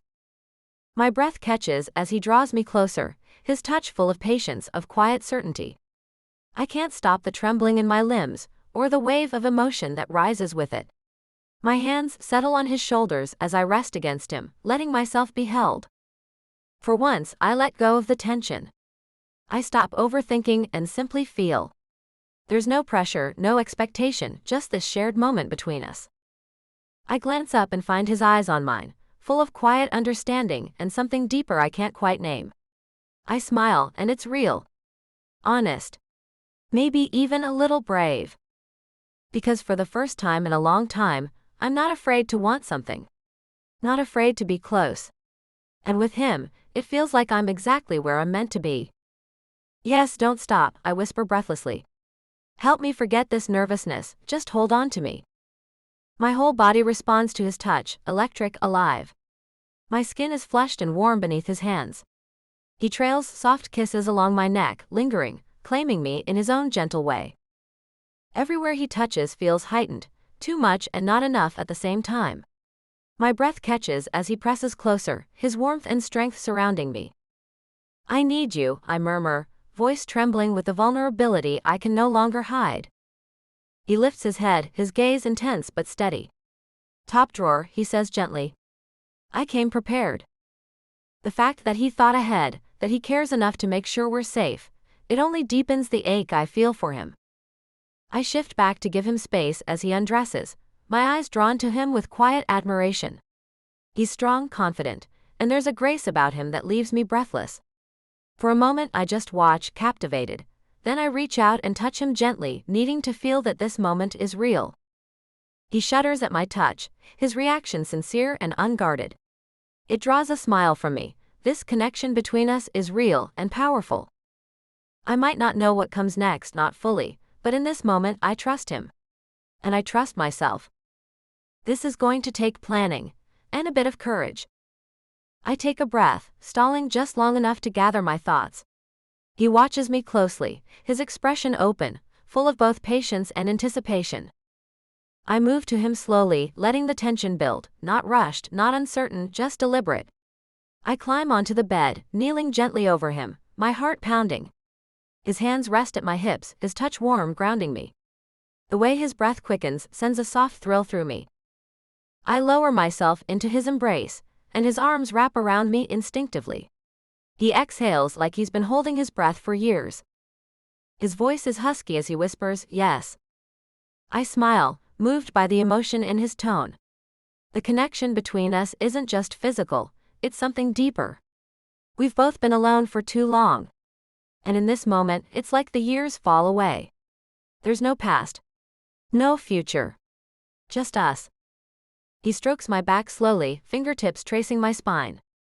I rest my forehead to his, letting our breaths mix as we hold each other in the stillness. Then he gently pulls me closer, cradling me as though I'm something precious. I let my eyes drift closed, overwhelmed by the warmth, the peace, the quiet joy that settles over me like a blanket. We stay like that for what feels like hours, saying nothing. Just existing in the same space, hearts aligned. Bethany, he murmurs, brushing a soft kiss to my temple. You feel like home. I nestle against him, smiling into his chest, and feel his hand slide into mine. Maybe I've finally found where I belong. Chapter 9. Henry. I wake slowly after hours of peaceful sleep, to the familiar warmth of a body curled close to mine. My breath catches as I shift slightly, brushing a hand through her hair and letting my eyes fall on the woman beside me. And then it hits me. I freeze, caught between the instinct to lie back down and the sudden urge to bolt upright. Bethany. Last night wasn't a dream. Every moment comes back in vivid detail, her voice, her touch, the way she looked at me like I meant something. Like I made her feel safe. Seen. Wanted. I remember holding her through the quiet, how she trembled, as if something inside her had finally cracked open. The way she looked up at me with trust, and something that felt dangerously close to love. My heart pounds. I knew it was her the whole time. I wasn't confused. I wasn't lost in the past. I was completely present with her. And now that reality is back, sharp and clear, I'm not sure what to do with it. I turn my head and watch her sleeping, peaceful, tucked close to my side. A wave of something heavy washes over me, guilt maybe. Or fear. Or something more complicated than either. But I can't deny it. I chose her. And now, everything has changed. I relax and lie back down beside her, gazing at her fondly. Maybe I'm overthinking all of this. Yes, she looks an awful lot like Kara, but she's not Kara. Maybe I just have a type. Maybe it's okay. I've spent 20 years blaming myself for Kara's death, and second-guessing myself because of the headspace that the PTSD left me in. Maybe it's time to stop. Maybe it's time to stop acting like I've been frozen in place for 20 years, when I know I've gotten better over time. I run a hand down her bare back. She shivers and rolls toward me, and I wrap an arm around her. Her own dreams don't always seem kind either. Maybe I can help her with them, just as she rushed to comfort me when my own made me scream myself awake. I don't worry about her judging me. But with her walking around wearing Kara's face, how can I get her to trust that I want her, and not who she looks like? The only answer I can come up with is to learn her wants and needs and use them to spoil her completely, and specifically. It might not be everything that I need to be doing to keep this new fire going. But as I bury my nose in her hair, I think to myself that it's a damn good place to start. I move closer to her, resting beside her with a soft sigh, my hand gently brushing over the curve of her side. The soft rise and fall of her chest is peaceful, grounding. She stirs lightly, shifting beneath the covers, and a faint sound escapes her lips, something between a sigh and a whisper. I press a tender kiss to her shoulder, then rest my head near her heart, letting the steady rhythm soothe the ache of how deeply I've come to care for her. Everything about her feels familiar, and yet completely new. She murmurs something in her sleep, one leg brushing gently against mine, and I smile at the quiet comfort of being near her. There's no rush, no need for urgency. Just being close to her, feeling her warmth, hearing her breathe is enough. I close my eyes, letting the stillness of the morning and the weight of my emotions settle around us. Whatever comes next, I want to remember this, her here, peaceful in my arms. I feel her hand slide up my back, and she lets out a soft sigh of pleasure. "Henry," she whispers. Don't stop. And her fingers tangle in my hair again. There are a million things I want to try on her, if I can get her to return soon, or better yet, stay longer. I'm into a lot of experimentation. I even have a few scars from playing a bit too rough. I'm proud of her. There's something powerful in seeing a woman completely let go, trusting me enough to be that vulnerable. And I think Bethany felt the same way last night, when the world disappeared and it was just the two of us, nothing held back. After years of silence and distance, something inside me broke open, and now I just want more of her laughter, her softness, her presence. I rest my hand on her side, gently gliding my fingers over the curve of her hip. She stirs at the touch, her breathing changing as I press a soft kiss to her shoulder. She lets out a quiet sound, half a sigh, half a whisper, her body responding to mine instinctively. The warmth between us builds with every heartbeat. My hand finds hers and I thread our fingers together, grounding us both in this moment. She shifts under me slightly, and I can feel the tension building, the kind that speaks of more than just touch.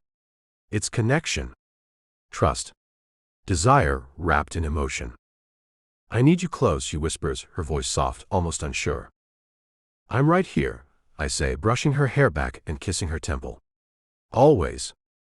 I move carefully, reverently, settling between her and holding her gaze. Her eyes shine with emotion, hope, maybe even love. Her hands grip my shoulders and she presses closer. "Henry," she breathes, her voice trembling. I rest my forehead against hers, speaking through ragged breaths. "I've got you." The world fades around us. All that's left is the sound of our hearts, the heat of shared emotion, and the unmistakable sense that something real is growing between us. I wake slowly after hours of peaceful sleep, to the quiet comfort of her warm presence beside me. Her head rests against my shoulder, her breathing steady and soft. And then it hits me. I freeze, caught somewhere between stillness and panic. Bethany. This is Bethany. Memories from the night before rush back, Not the physical ones, but the emotional ones. Her tears. Her trust. The way she let herself be seen, completely. I remember holding her, trying to be enough, to make her feel safe, wanted, understood. And now I lie here, stunned by the weight of it all. There was something real in her eyes last night. Something that mattered. I don't want to move. I just want to stay in this quiet space a little longer, holding on to the peace. But my thoughts won't settle. I keep thinking about what this means, what happens now. The weekend has felt like an escape, an unexpected pause in the chaos. We cooked together, walked in the woods, laughed at terrible sci-fi movies. She made me forget what it felt like to be alone. And now, watching her drive off down the mountain road, a feeling tugs at my chest. I should tell her what's on my mind. I meant to, really. But I didn't. Not yet. I tell myself I'll talk to her soon. Once she's home. Once I can find the words. But deep down, I know the truth. I'm not sure I'm ready for what happens when I do. I feel a tentative smile creep back onto my face. We can sort this out. Of course, it's easy to believe in a happy ending when the princess you want has been in bed with you all weekend. I only hope that my optimism isn't misplaced. Chapter 10. Bethany. So how was it? My therapist sits forward, dark eyes bright with interest and a gleeful little smile on her face. He was amazing, I gush before I can stop myself, and she laughs. No, seriously, I've never felt anything like that before. He was. I hesitate, searching for words. I felt a real connection. Well, I'm hoping that's not all you felt after all that build-up, she laughs. I laugh along, and then shake my head as I catch my breath. No, it wasn't, but never mind that. He was. I start giggling then, and bury my face in my hands, unable to stop. She watches me, patient. Finally, I catch my breath again. I'm sorry, seriously. I just really like this guy. I noticed. I've never seen you this happy over anyone ever. Certainly not Michael. There's a faint edge in her voice. She said over and over how proud she is of me for standing firm as he keeps trying to push his way back into my life. Michael was a mistake. Henry has some problems and he is older than me, but it's not like Michael. Michael used pity to edge his way living off my money, and then once he had what he wanted, he turned into a childish little jerk. Henry's just hurting. Hurting how? I feel a sudden flare of self-consciousness at her pointed little question. Somewhere between the lines, I can see the real question. Bethany, honey, you told me yourself that Henry is struggling with even more trauma and depression than you, and that his trauma centers on the loss of his wife. The wife that you look like. The wife that you're worried he keeps mistaking you for, when his grasp on reality slips a little. The wife that you don't want to be just a stand-in for. He's got PTSD from the loss of his wife. The accident. It got triggered again by the avalanche. But even though he was struggling, he still dug me out of a car before he knew who I was or what I looked like. That's the kind of guy he is. And maybe I'm hero-worshipping him a little bit, but it was my life that he saved. She gives me her warmest smile. Well, I think that you're definitely trading up. And you could use an excuse to get out of town more weekends. I know how hard you work. So why not have a little fun with your handsome widower friend? I drive home with a light heart. My doubts about Henry have mostly burned away in the heat of that incredible weekend, and having my therapist cheering me on really helps. I'm definitely going back up to see him next weekend, for more of that incredible connection, and the best company I've had in. I don't even know when. The doubts that still linger, well, those will take time. He said my name in bed, not hers. He must have known that that was me and not Kara. But I still remember how he acted when we first met. I'm praying that it's me he wants. Not just my resemblance to her. I'm thinking about suggesting a barbecue, now that things are warming up a little in the Adirondacks. I'm going to miss skiing this season, but that's all right.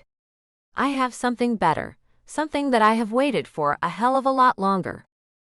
I'm smiling as I turn the corner onto my block, and then my expression freezes and my eyes widen. 6 cop cars and 2 fire trucks are pulled up in front of my apartment building, and there's smoke pouring out of the lobby. I park half a block behind the emergency vehicles and approach slowly, hugging my thick alpaca shawl around myself as I stare at the drama unfolding ahead of me. Confusion and shock give way to growing horror as I hear familiar yelling, a young male voice gone hoarse from the fit he's throwing. Oh gosh, I mumble as I hurry forward, shoving my way up to the barricade. Michael is fighting 4 cops as they drag him out of the smoke and down the apartment stairs. He's struggling and screaming, red-faced, eyes squinted with the same out-of-control tantrum-level rage and cheeks greased with tears. No, no, no, you can't do this. You gotta let it burn. I draw back away from the barricade and let some rubberneckers shove past me, providing me some camouflage as the cops drag him onto the sidewalk. He keeps ranting the whole time. That tramp threw me out. She threw me out when I didn't do anything. You gotta let me get back at her, man. You gotta let it burn. They're shoving him toward one of the squad cars, his hands cuffed behind his back. His blonde hair is askew, and he has that same wild, flaily body language he had when he hit me. He's crazy. I draw back further as his voice rises to high screeching, not even words anymore. My heart is pounding with terror. He's irrational and dangerous. And it scares the hell out of me. A car door slams on his screams and I let out a sob. I draw away, knowing someone among the cops will be calling me soon, and not wanting to be caught in the crowd when my phone goes off. I can't deal with a face-to-face with the police until I stop feeling like I'm going to throw up. Why is he like this? Why did I miss that he is like this? What if I make the same mistake with Henry, whom I already know has problems? What happens when the honeymoon period ends with him too? Who will I end up with? My eyes fill with tears and I hurry off, headed for my neighborhood coffee shop to pull myself together. The police call while I'm deep in a double chocolate mocha, the rest of which grows cold as I get the details. Michael came to burn my building down, since he couldn't get at me directly. When the security guard they had hired for the lobby wouldn't let him past, he set the fire right there. It didn't burn more than a supply closet, and the guard restrained him and called the cops. I confirm my order of protection, the assault charges and Michael's multiple violations. They ask if I'm able to move somewhere else before he's released on bail. I think about the savings I've depleted, my lack of friends in town, and how much I'm starting to hate Boston. And I say yes before I even know for sure, just to get them to finish up with me. I finish my cold mocha. I want so much to go home and hide in my bed. But my home, that pretty little apartment I worked so hard to keep, suddenly isn't home anymore. At least for now. Maybe forever. I no longer feel safe there. I plan on calling my therapist when I pull out my phone again. But I don't make the call. I set the phone down on the table in front of me, and pick at my sandwich and salad. I've had it with fixers. Henry might be hurting, but at least he's made a life for himself, not to mention saved mine. But what the hell is with Michael? What did he think would happen once he put his damn hands on me? But I know. Because he thinks I deserve to be hit. Because he thinks that he was just putting me in my place. Just like he was completely okay with setting my apartment building on fire, hurting a lot of people just to punish me. He's not just a sexist, not just an immature little bully, not just the world's worst case of arrested development. He's not living in the same reality as the rest of us. He's walking around in his own, thinking that because he feels something strongly, he can disregard law and decency and everyone else in the world. And I let him stay in my life for over a year. I blink away the tears, angry at myself for whatever part of me allowed this to continue for so long. I know a lot of it was his manipulation, the way he slowly chipped away at my trust, always twisting things to his advantage. But I was the one who avoided facing it, the one too afraid of confrontation to call it out. Maybe deep down, I knew he was capable of lashing out. But what really scares me now is the thought that I might be missing the same signs in Henry. What if I'm letting my guard down too fast? What if the feelings I'm experiencing are clouding my judgment? What if this connection isn't as safe as I want it to be? I finally give up and call him. I have gas money, but not enough cash for a room, and no credit card. I hate being young, broke, and desperate. I hate having to ask a guy I've just gotten close to for help. But I hate even more the idea of going back to my apartment while it still stinks of Michael's arson, and reminds me of him, and feels unsafe. I hate having to face my neighbors, and pray that none of them make the connection between me and the lunatic who tried to burn down all our homes. I just want to get away again, from Boston and all its problems, back to the arms of the one guy in a very long time who makes me feel safe. And yet it still takes me 15 minutes and 3 tries to actually put in his number and connect the call. Henry picks up after 2 rings. He's panting. Hey. Henry. I gotta talk to you. I can't keep the fear out of my voice. I hear a creak and a clang, like gym equipment. His voice goes serious. Is this about this weekend? Wait, what about this weekend? I'm confused now. I thought we had a good time. I can suddenly smell another unexpected problem on the wind. It makes me skittish. Well, I figured you must have run into some kind of related issue. I mean, it's too soon to tell on your end, I'm guessing, but maybe I'm wrong. Is it about that? He sounds guilty. And a little hazy again. What the hell is this now? Alarm bells are going off in my head. Is it about what? Henry, you're being vague as hell. What are you talking about? Look, he ventures. I'm sorry, but before you say anything, I know I messed up. I should have just called you as soon as I found out, but I was trying to figure out what to say. My chest hurts from my heart beating so hard. What to say about what? I discovered when I was cleaning up that one of the rubbers broke. I freeze, blinking slowly. A what? He goes on like this is a normal conversation. I'm clean of any STDs or anything else communicable, so that's not an issue, but I don't have a vasectomy. He sounds very calm and apologetic, and I realize that he's waited to tell me this because he's been rehearsing it. And somehow that makes me furious. So angry that I know I won't be keeping my voice down. I throw a $1 tip on the table, grab my bag and walk outside with the phone pressed to my ear. How long have you known? Just overnight, he says, and the guilt deepens in his voice. He said he knows he messed up. But he doesn't seem to grasp just how much. My free hand balls into a fist as I walk into the parking lot. I'm sick of irrational, irresponsible men adding to my goddamn problems when I can handle at least. So let me get this straight, I say slowly in a quiet, light voice that has a volcano of rage rumbling away behind it. I call you scared to death by something completely unrelated to this weekend, because I need help and don't really have anyone to turn to. And instead of listening and finding out what is up, you decide to unload this on me? After waiting an extra day to say anything about possibly getting me pregnant? There's a long silence on the other end of the line. I feel my anger crest again and fill it. Michael tried to burn my apartment building down. And you want to dump the fact that you may have gotten me pregnant on me right now. I'm very sorry, Kara. A wave of fury roars through me, and I scream into the phone. What did you just call me? And I hang up. I stand there shaking, tears brimming over coldly in my eyes. Oh gosh. I'm an idiot. I should never have trusted him. He loved being with me because I look like her. He doesn't actually care about me. He flakes on telling me important things and calls me by his dead wife's name. I'm not important to him, I'm just a stand-in. I manage to get into my car before the dam breaks, but just barely. Then I lean over the wheel and sob. My luck with men is just as bad as ever. I will always be alone. Chapter 11.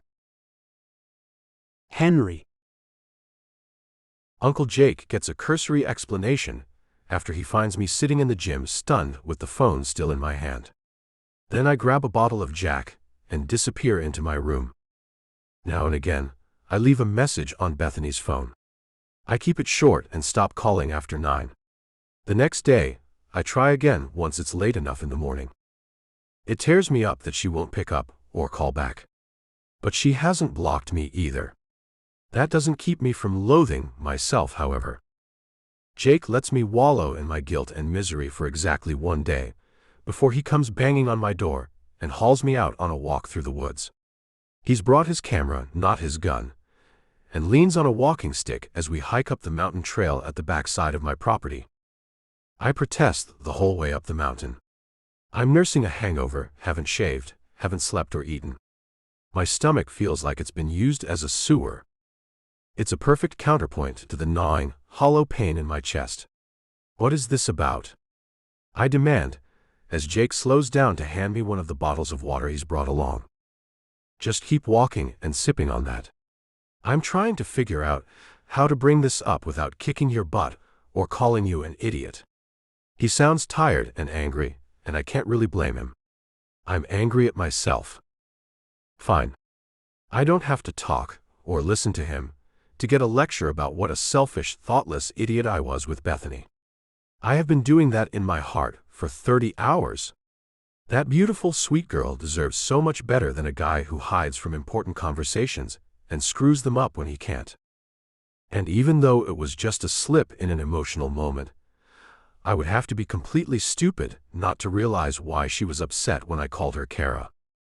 We reach the lookout point at the top of the path, and I stand next to my uncle and look out over the misty mountainside. He takes a sip from his brandy flask, and then looks over at me without offering it. That girl who looks like Kara. You found her, took her home, and slept with her, didn't you? I wince. No, she found me and showed up at our door. He frowns. Damn. I can't exactly yell at you for that part. But what the hell happened after that? I sigh and look down. Things got out of hand. Out of hand, how? His tone is as hard as nails. Her name's Bethany. Looking me up, meeting me, drinking with me, staying over, sleeping with me, those were all her decisions, Jake. I can't keep a touch of defensiveness out of my voice. She did this knowing about Kara. His eyes search my face and I nod firmly. He relaxes slightly. Okay, well, good that you at least got that part handled before you and she got into anything. But then what? I rub my face and look away.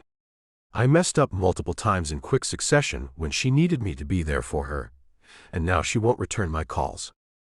He shakes his head. Damn. Then he shocks me by pulling out a cigarette and lighting it. He only smokes when he's under real stress, or has to chew something over especially hard. This girl, were you sleeping with her because it's easy to pretend she's Kara? His blunt question shocks me a little, but I can understand the reason behind it. No. I feel guilty about being with someone who isn't Kara. That part's true. And maybe there's a dumb little wishful thought in the back of my head that maybe Kara, reincarnated, came back to me. But even if that were true, she wouldn't be Kara anymore. This lifetime, she's Bethany. He turns his head and blows smoke out over his shoulder. A totally different woman with her own needs, her own likes and dislikes, who deserves to be loved for her, not as a stand-in for someone else. I'm too sober for this conversation, I admit, ears prickling. Shut up. You'll manage. He locks eyes with me. You understand that even if people can come back like that, what I just said is still true. If you treat her like Kara, if you call her Kara, she will never believe that you love her. I stare at him for a moment. Bethany's special. She reminds me of Kara, but that's not why I'm with her. I just have a type. That's all. Well, you keep that in mind. However it is that this girl showed up in your life when she needed someone, and so did you, you should be grateful for it and enjoy it. Not mess it up and reject it because you can't move on from your wife. I scoff in tired amazement. What is all of this about? I had girlfriends after my wife died, you know, he says slowly, and then pulls long and thoughtfully on his smoke. Took me a while, but I did it. Great girls. I cared about them a lot, and we had a great time. But I never once saw it as cheating on my wife's memory. This surprises me. Why not? Because kid, she's dead, and she'd want me to be happy. And if I went on ahead of her, and she was stuck here, I'd want her to be happy too. I keep trying to tell you, Henry, it's not just that Car is dead. It's good you grasped that part, but the flip side is you're still alive. And if Kara knew you were trying to live like a damn monk to mourn her memory, and going half crazy with guilt when you find a nice girl, she'd probably smack some damn sense into you. I think about it, and then have to laugh a little. You're probably right. But it seems like it's kinda too late for your advice. Bethany's still not returning my calls. He just smiles. Give her time, kid. Seems like you've got some thinking to do about your life right now anyway. I heave a sigh as I stare down the slope at my home. Bethany. Well, you've got that part right. Like the ancient house I live in, I'm a fixer. And I need to do most of that work myself. Chapter 12. Bethany. I spend 3 days in my apartment avoiding everyone, not answering my phone. My heart feels like a stone in my chest, and I only remember to eat or sleep when I'm really in need. Henry tries to call me a few times a day. He offers gentle, abject apologies, and awkwardly asks if I will call him back so we can talk this out. He never calls before 9 in the morning or after 9 at night. Michael calls me 136 times on the one day he's out of jail, and fills up my voicemail box with threats. I don't know where he gets all the burner phone numbers from, but he always has a new one when I block the last. He starts when he's released around dawn, and doesn't stop until the police pick him up again. Both of their messages make me cry, for totally different reasons. Michael for the shame of ever having been with him. Henry for the disappointment, the anger, the fear that I will never truly be someone he loves, when I am already falling for him. On the afternoon of the third day, Dr. Kaplan shows up at my door. I jump when I hear the knock, and shiver in fear of another Michael encounter until I hear her call out. Bethany, she says in a sharper voice than I am used to, I'm going to have to insist that you let me in. I push myself out of my chair and unlock the door. I barely have time to step aside before she comes sweeping in, with full grocery bags in each arm. Whoa, what is this? You missed your appointment, she says cheerfully. You never miss your appointment, not without calling. Given the new love in your life, and your ex throwing a literally flaming tantrum, I imagined you were down in the dumps. I force a smile, and go to fill up the kettle. I didn't know you made house calls. I don't normally. But normally, my patients don't deal with people trying to burn down their homes. She sets the bags down beside my coffee table, and starts unloading them onto it. I stare at the assortment of fruits, veggies, pastry, breads, cheese, hummus, and peanut butter, and then looked back up. You know you're enabling my hiding indoors by bringing me food. I know that you'll hide indoors until your cupboards run dry, to avoid any chance of running into Michael. But you need to eat, and fortunately for you, he won't be coming back around for a good long while. She winks and opens a bottle of sports drink, handing it to me. Sorry, what? I blink at her blankly. I have been dreading the day Michael gets out of jail. Michael punched a cop on his way to having bail set last night. You won't be hearing from him for a bit. I stare at her, then deflate and take a long swallow of the drink. Thank you for checking on that and telling me, I say hoarsely, grateful tears prickling my eyes. That leaves me with only one problematic man in my life to deal with. I thought it would do you some good to hear that, she says proudly. Anyway, so tell me what happened with Henry. I shudder and take a deep breath. I think I may have just been a stand-in for him after all, I start. I'm listening. It takes me 20 minutes to explain it all. Henry's messing up, and his making it worse with the way he handled it. My disappointment and sadness. My doubts, which caught fire when he once again called me by his lost wife's name. I don't know if he's so far gone he can't tell the difference, or if he's soothing himself in some way by pretending I'm her. But every time he calls me by her name, I wonder if it's really you he wants at all. She finishes my sentence neatly, and I sigh and nod. Oh, honey.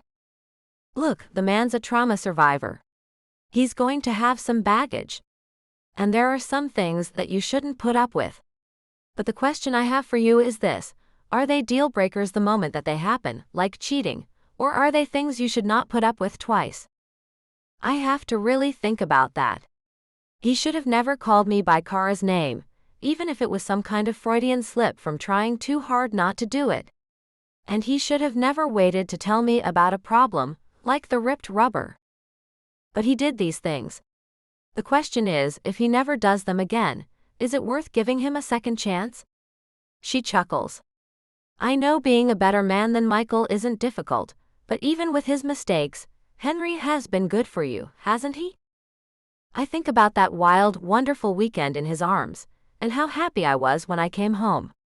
It's not just the contrast with Michael that makes Henry special, I realize. And I find myself nodding.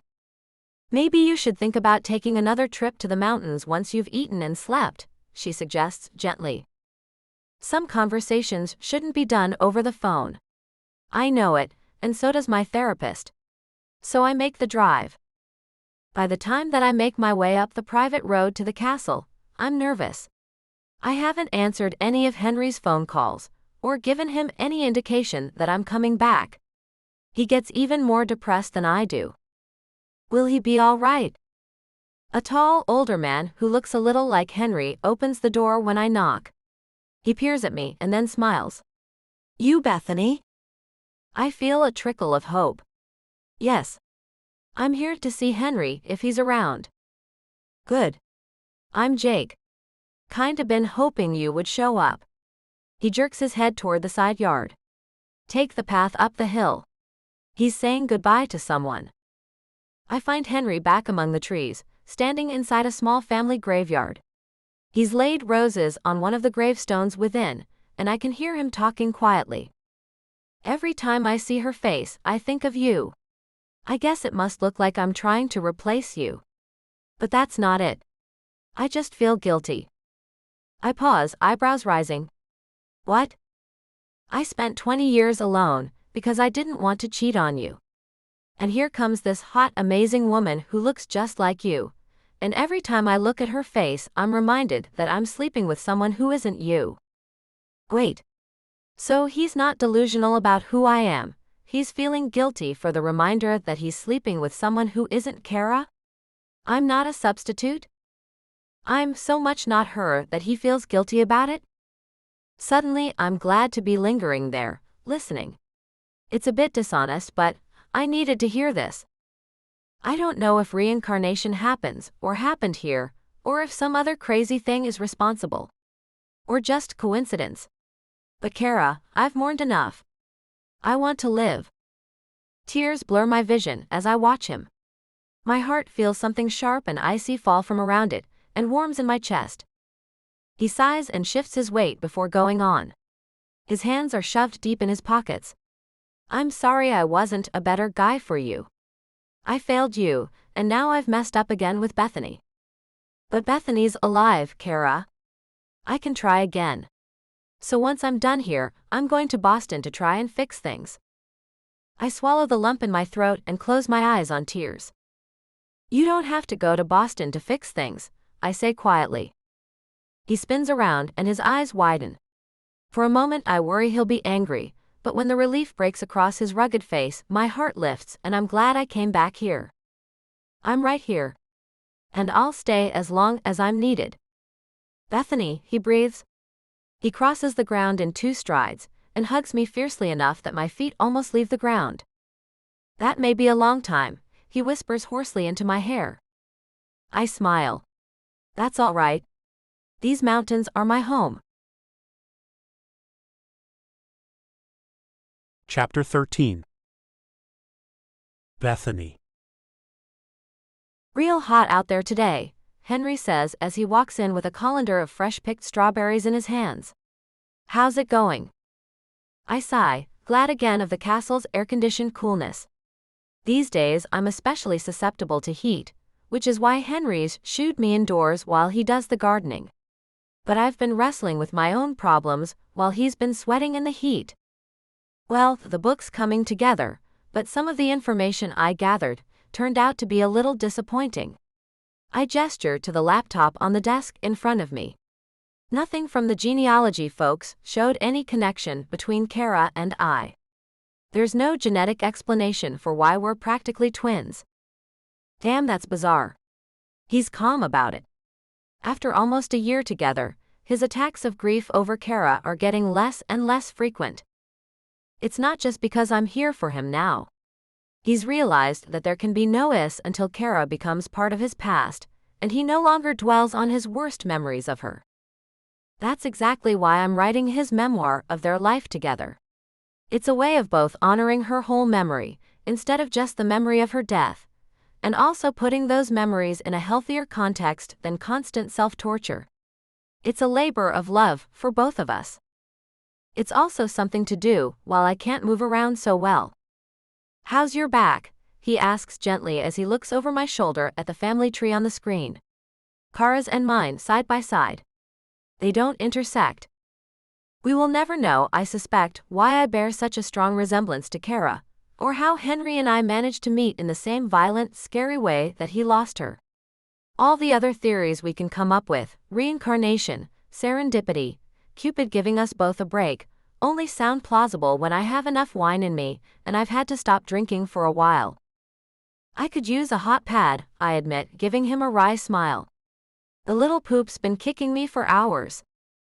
He helps me out of the chair, and it still takes an effort. I feel like I weigh about 1,000,000 pounds. I can't believe I have to deal with another month of this. Hang in there, Mama, he reassures, rubbing my back as I straighten and head for the kitchen. It'll be worth it in the end. Now let's get these strawberries washed and onto some ice cream. I smile and walk with him, ignoring my perpetual late-term pregnancy backache. Everybody's got problems they have to work through. Some linger for years like scars, then fade. Others turn into something wonderful, with enough time and work. Henry and I are veterans of both. And though the past may have broken us, the present is all about healing. And that will make for a better future together, for us and our child. The end. Sneak peek for the Billionaire's Secret Desire. We hope you enjoyed listening to Saving Her Rescuer by Michelle Love. Now please listen to a sneak peek for The Billionaire's Secret Desire by Michelle Love. The Billionaire's Secret Desire, a Holiday Romance. Chapter 1. Amber Duplass squinted at her oldest and dearest friend as he handed her a plate of perfectly cooked eggs. Knox, Renault, you are a pain. Knox, his green eyes amused, grinned at her. Well then, my work here is done. But why? Amber sighed and bunched her auburn hair up into a ponytail. You're one of the wealthiest landowners in New Orleans, an incredibly successful businessman, and, according to Forbes, one of the world's most eligible bachelors. And yet you stand in your own palatial kitchen, she gestured around the vast room, cooking me eggs for brunch yourself. Haven't you heard of chefs? Knox shook his head. He was used to this line of questioning from Amber. You know I don't like a lot of people around me, Ams. Amber forked some egg into her mouth, almost swooning at the taste. Which is why you're a pain. I'm worried that you'll become a hermit. I think hermithood arrived a while ago, Knox said mildly. Look, I know you mean well, but I'm nearly 40, and I'm set in my ways. I like being alone. He dumped a panful of eggs onto his own plate and sat down. And anyway, in a few days the best and brightest will be here to drink my champagne and bother me all night. Gosh, why do I do this every year? He groaned and Amber laughed. Such a Grinch. She ruffled his dark curls and he grinned, though he was sighing on the inside. The Renault family had given a Halloween charity benefit since way before Knox's birth. It had been a special project of his beloved mother's. Before the tragedy, of course. Despite his solitary nature, Knox could not bear to dishonor his mother's legacy. His eyes flicked over to the framed picture of her and Teague, his adored elder brother, on the kitchen counter. Both of them dark and beautiful, laughing and hugging. Both of them gone so senselessly. The tragedy of the Renault family was known throughout Louisiana and beyond. Tynan Renault, a respected businessman, adoring husband to the Italian-born Gabriella, and heroic father to his sons Teague and Knox, had suffered a psychotic break and gunned down his wife and eldest son one night before turning the gun on himself. Knox, away at college at the time, had been destroyed. After dropping out of school and coming home to the huge plantation mansion out on the bayou, he had struggled for years to understand what his father had done. Amber and his other friends had tried to persuade him to sell the place where his mother and brother had been murdered, but Knox refused. He took over his brother's business with his friend Sandor, and together they had made a success of it. The company, Renault, quickly became an outlet to forget his pain, with Knox pouring 20 hours a day into the work. Luxury food importing had never been his dream, was it anyone's, but he had found something he was good at, and that was enough for him. His boyhood dreams of becoming a musician were pushed aside for something that would utterly distract him. The studio his mother had set aside for both of them to work in had stood empty for almost 20 years now, as had Knox's heart. He realized he wasn't listening to Amber now, and apologized. She rolled her blue eyes.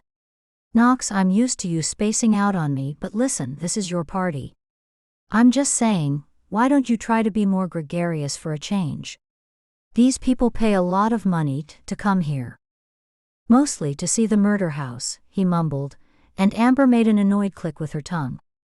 "Maybe so, but the money we raise goes to a good cause, doesn't it? Something good to come out of. Damn it, Knox, you're not the only one who lost someone." To his horror, he saw tears in her eyes. He reached over and took her hand. "Ams, I'm sorry, I know. I miss Ariel too, every day." He sighed. So much pain, so much death. Amber was right. He needed to get out of this self-pitying funk. "All I ask is for you to do your part on the night. Mingle and talk to your guests." Amber's tone was calmer now, and she smiled at him, her face soft and her eyes on his, holding them for a beat too long. Knox nodded, looking away finally. "I promise." After Amber had gone, he wandered into his living room and flicked on the television.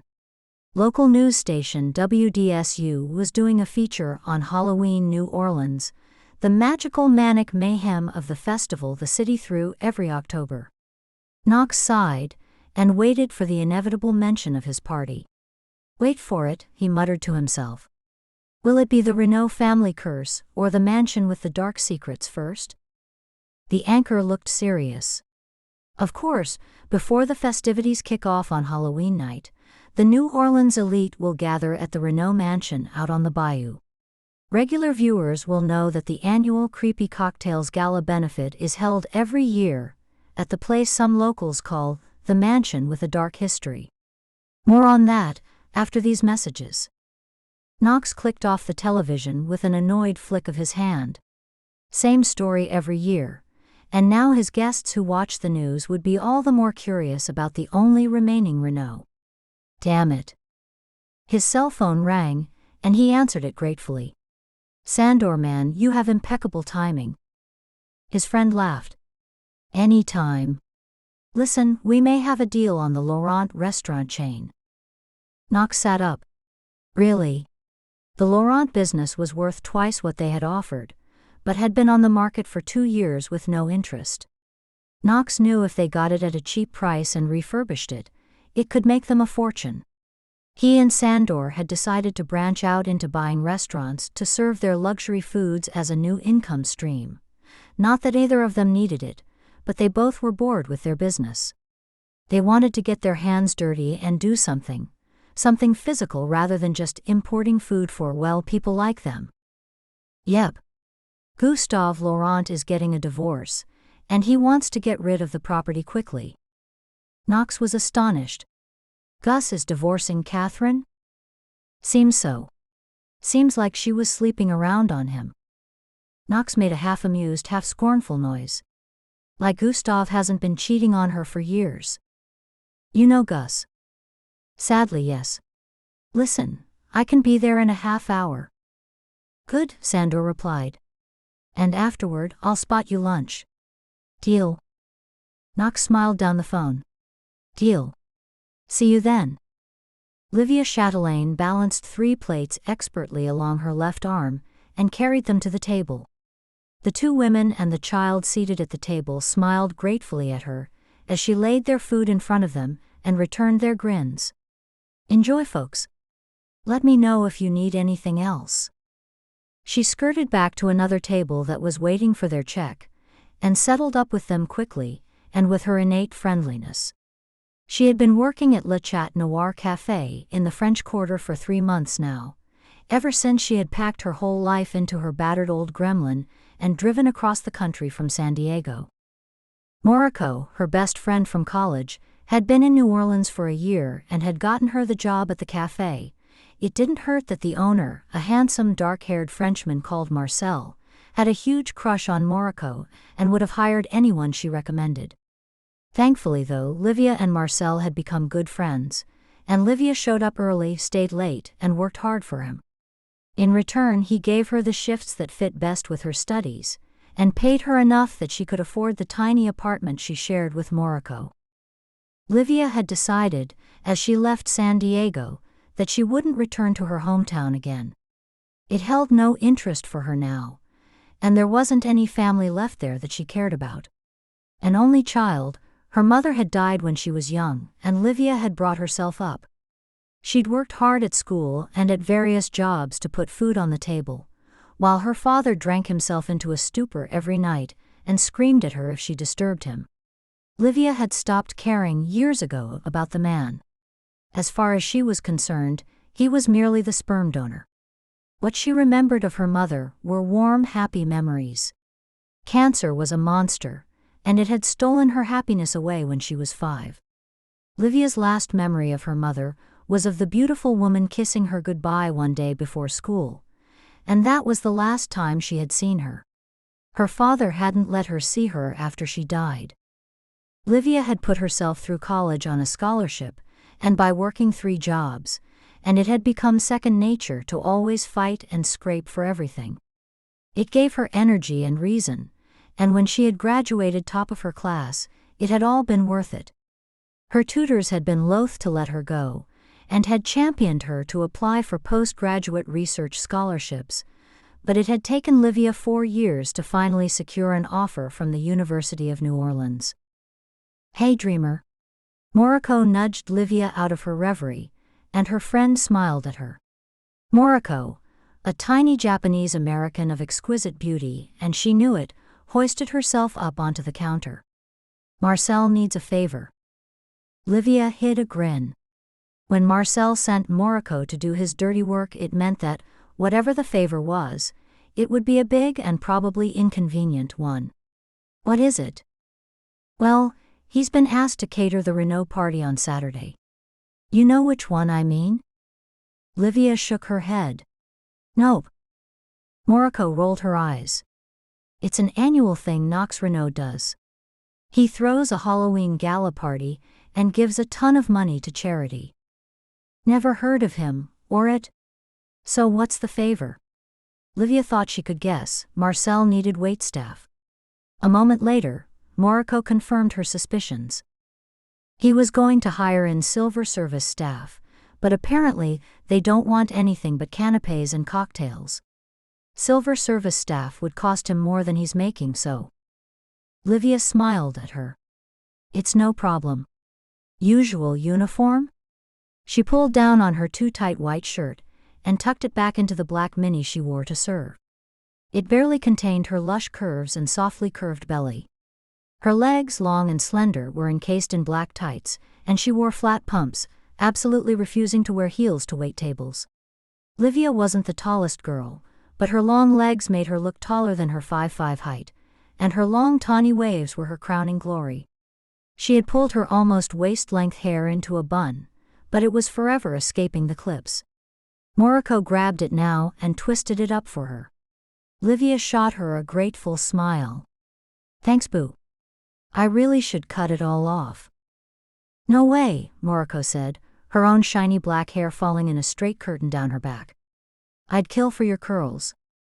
So, Saturday night, waitressing for the rich muckety-mucks? I'll be there too. Hey, at least we get to snoop around the rich guy's house. Livia sighed to herself. She honestly didn't mind helping Marcel out, but she had very little time for rich boys with too much money. She'd had to wait on them enough in her time. She went back out to the cafe and grimaced. 2 regulars had just come into the restaurant. Speaking of rich muckety-mucks, she thought, plastering a fake smile on her face. The woman, an icy-looking blonde with bright red lipstick and cold blue eyes, looked at her dismissively. Egg white omelette with spinach and a mangostini. She didn't look at the menu once. Her companion, a suave-looking man who at least smiled at Livia and said please and thank you whenever he was in, nodded. Same for me, please, Liv. Good to see you again. Livia smiled at him. She judged him for the company he kept, but if she was fair, he was always polite to her. She knew his companion was called Odell, and her father was one of the richest men in the state. It didn't impress Livia. You too, sir. Sure I can't interest either of you in some French fries to go with your salad? Odell looked horrified, but her companion grinned. Why not? Livia grinned and disappeared into the kitchen. Marcel slunk in and smiled at her. Thanks for Saturday, Livy. I'll pay you double. She kissed his cheek. No problem, pal. Marcel, his eyes so dark you couldn't see the pupils, nodded to the restaurant. I see Elsa and Lumiere are in the restaurant. Livia laughed. You're getting your Disney all mixed up, and anyway he's okay. But yeah, she is the Ice Queen. Don't let their wealth get to you. It was all inherited, not earned. Oh, I know, and it doesn't bother me. Money can't buy breeding. Livia shrugged off the woman's rudeness. I can honestly say these people and their ways don't keep me up at night, Marcel. I'm just saying because I know the man, Ron St. Mark, is Knox Renault's best friend. It's more than likely they'll be at the party on Saturday. Marcel grinned at Livia, who rolled her eyes. Just promise me you won't tip their meals into their laps. Livia snorted. I promise, honey. Good girl. Livia finished out her shift, then walked home through the busy streets of the French Quarter. She had fallen in love with this city, the slow, sensual heat, the sultry, laid-back nature of the people. Strangely, for a city known for its voodoo and black magic, she had never felt uneasy walking the streets at night here. Moriko was still at work when Livia got back to their apartment, so Livia took a long hot shower, then made herself a bowl of soup, grabbing some saltines from the pack in the kitchen. As she ate, she flicked through the television channels but soon got bored. Dumping her bowl in the sink, she washed it out, then decided to go to bed to read. She had a piano recital coming up, and she wanted to go through the score again, miming her keystrokes in the air. She fell asleep with Moriko's cat cuddling in next to her, and didn't hear her roommate come home. Out on the bayou, Knox too had fallen into a deep sleep, but his was not so peaceful. The nightmares came swiftly. A young woman, strikingly beautiful yet familiar in a way he couldn't place, called out to him, her voice desperate, pleading for rescue. Shadows cloaked the grand mansion as he ran, heart-pounding, through endless halls, hindered by an unseen weight that slowed his steps. A dark, oppressive presence loomed, blocking his path to her. Her cries fell silent, sharp and sudden, and he knew he was too late. Collapsing to his knees, Knox was consumed by helpless grief. He felt a hand on his shoulder and looked up. His mother was smiling at him. Don't you know you'll never save them? She said softly. Everyone you love will die, my beloved son. I died, your father, your brother. Ariel. You'll always be alone. Knox awoke, gasping for air in a pool of his own sweat, the certainty of his dream mother's words screaming around his mind. Don't fall in love. Don't risk it. Don't let anyone else get hurt. Chapter 2. Odelle Griffonji lit another cigarette and stood out on the balcony of her bedroom. She hated this holiday and hated this party.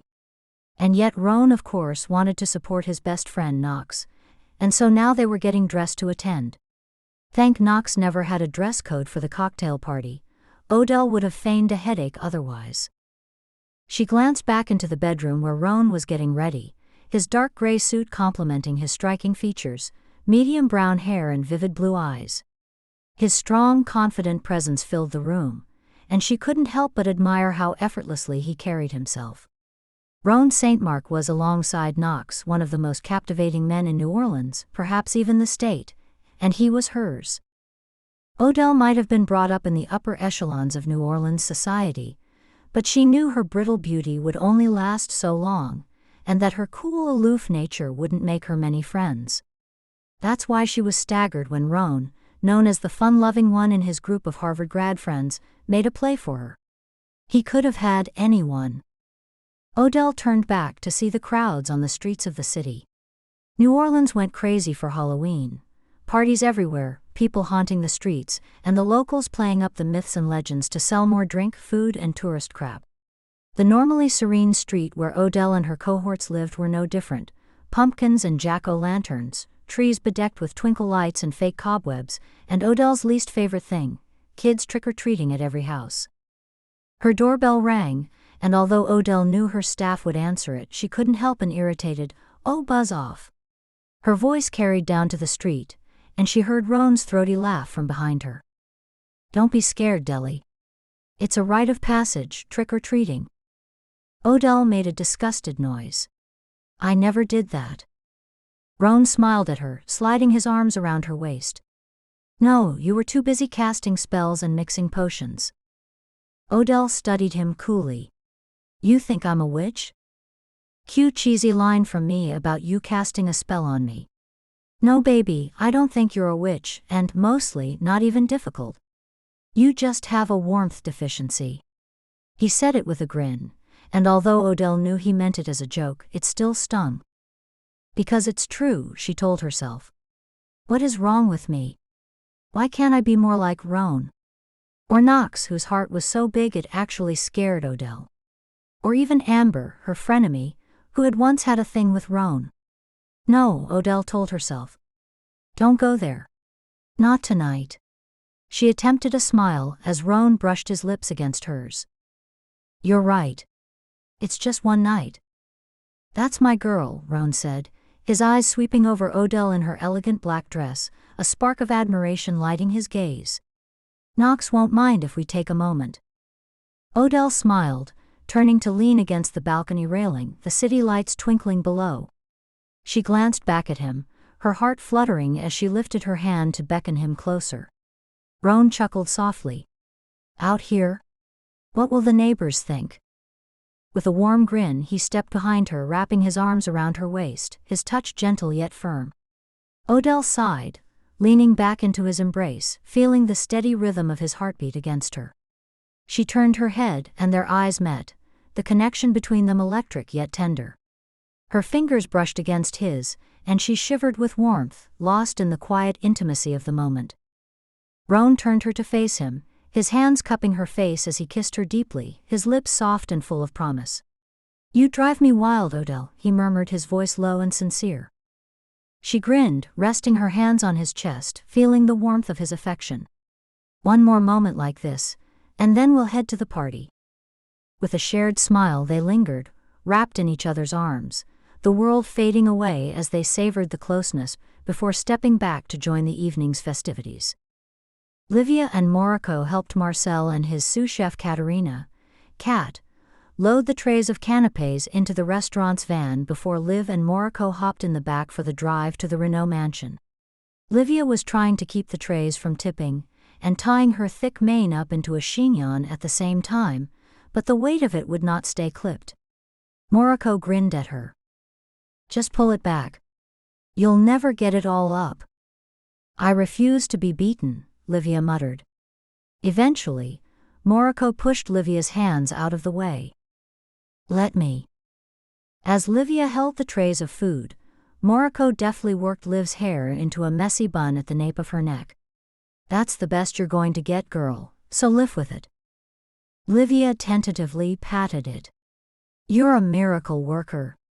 From now on, I'll pay you to be my hair wrangler." Moriko laughed. "You couldn't afford me." When they arrived at the mansion, they were stunned into silence. The old plantation home had been modernized to some extent. A plaque on the door detailed its history and its passage to the Renault family in the 1800s, wherein all slaves were freed and the plantation became a family homestead rather than a working freehold. The imposing white building with shuttered windows and soft light radiating from within was decorated with high-quality Halloween trimmings. Moriko grinned at Livia as they passed a batch of expertly carved pumpkins. "You think they got Michelangelo to do them?" Livia rolled her eyes. The place screamed money and opulence, but Livia wasn't impressed.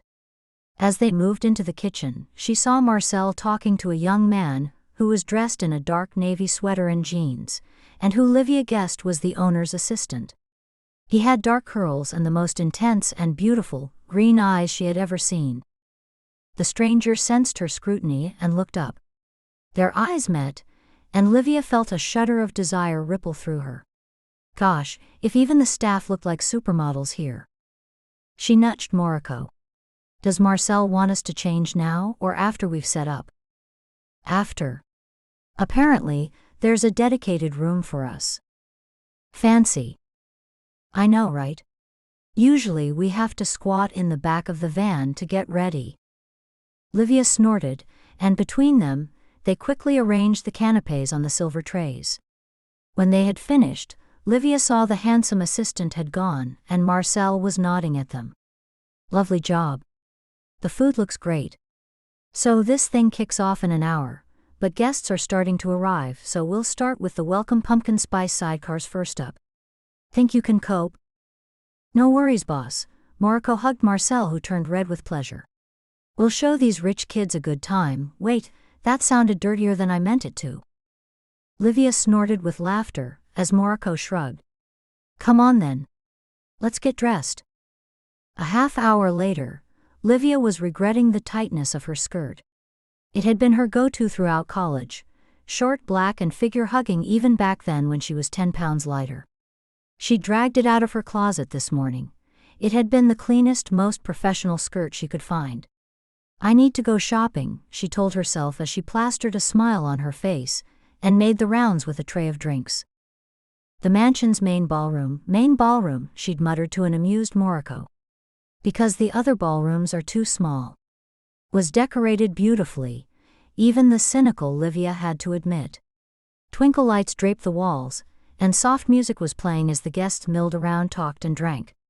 Moriko was making the first pass with a canapé tray, and Livia could tell her friend was gritting her teeth, fending off unwanted remarks and come-ons. "Hey, Livy." She heard Roan St. Mark's voice behind her and turned. She was actually relieved to see a friendly face. If the guests weren't turning their noses up at her presence or trying to talk her into bed, they looked through her as if she were invisible. Roan's smile was friendly. He indicated the man he was talking with, a tall, dark-haired man with a neatly trimmed beard and dark brown eyes. "San, this is my friend from my favorite restaurant. Livia, this is Sandor Carpentier, a good friend of mine." Sandor Carpentier had a warm, open smile as he shook Livia's hand. She grinned at them both, happy to see friendly faces at last. "Can I get you fellas a refill?" She waved the bottle of Krug she was holding and topped up their glasses. "Boss tells me the good bourbon will be out soon," she said with a wink. "If I know Knox it will be," Roan said and looked around.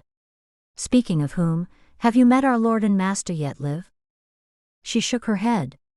"But he would probably tell me to get back to work." "Nice seeing you, Mr. St. Mark, Mr. Carpentier." "Sandor, please," the man said, and Livia decided she liked his merry twinkling eyes. He didn't seem as aloof as the others. And if you knew Knox, you'd know that's unlikely. He'd probably insist you join us for a drink. Livia smiled and made her excuses. Despite what they said, She didn't want Marcel to get into trouble if she was caught fraternizing with the guests. She made her way back to the kitchen to refill her tray. Moriko was just coming in from the garden. "Hey boo, I just finished up my break, and Marcel told me to let you grab one now that I'm done. There are a couple of good places to hide, and take your shoes off out there." Livia smiled at her friend gratefully and headed out of the kitchen door into the lush gardens. It was darker down here than at the front of the mansion, and she could see a fog coming in off the bayou at the end of the property. Livia thought it was much spookier, befitting the Halloween vibe of the party, and yet more beautiful than any of the decorations inside. With a soft moan, she eased off her heels and wondered why she hadn't worn her usual flats. No, she knew why. She had wanted to make a good impression for Marcel.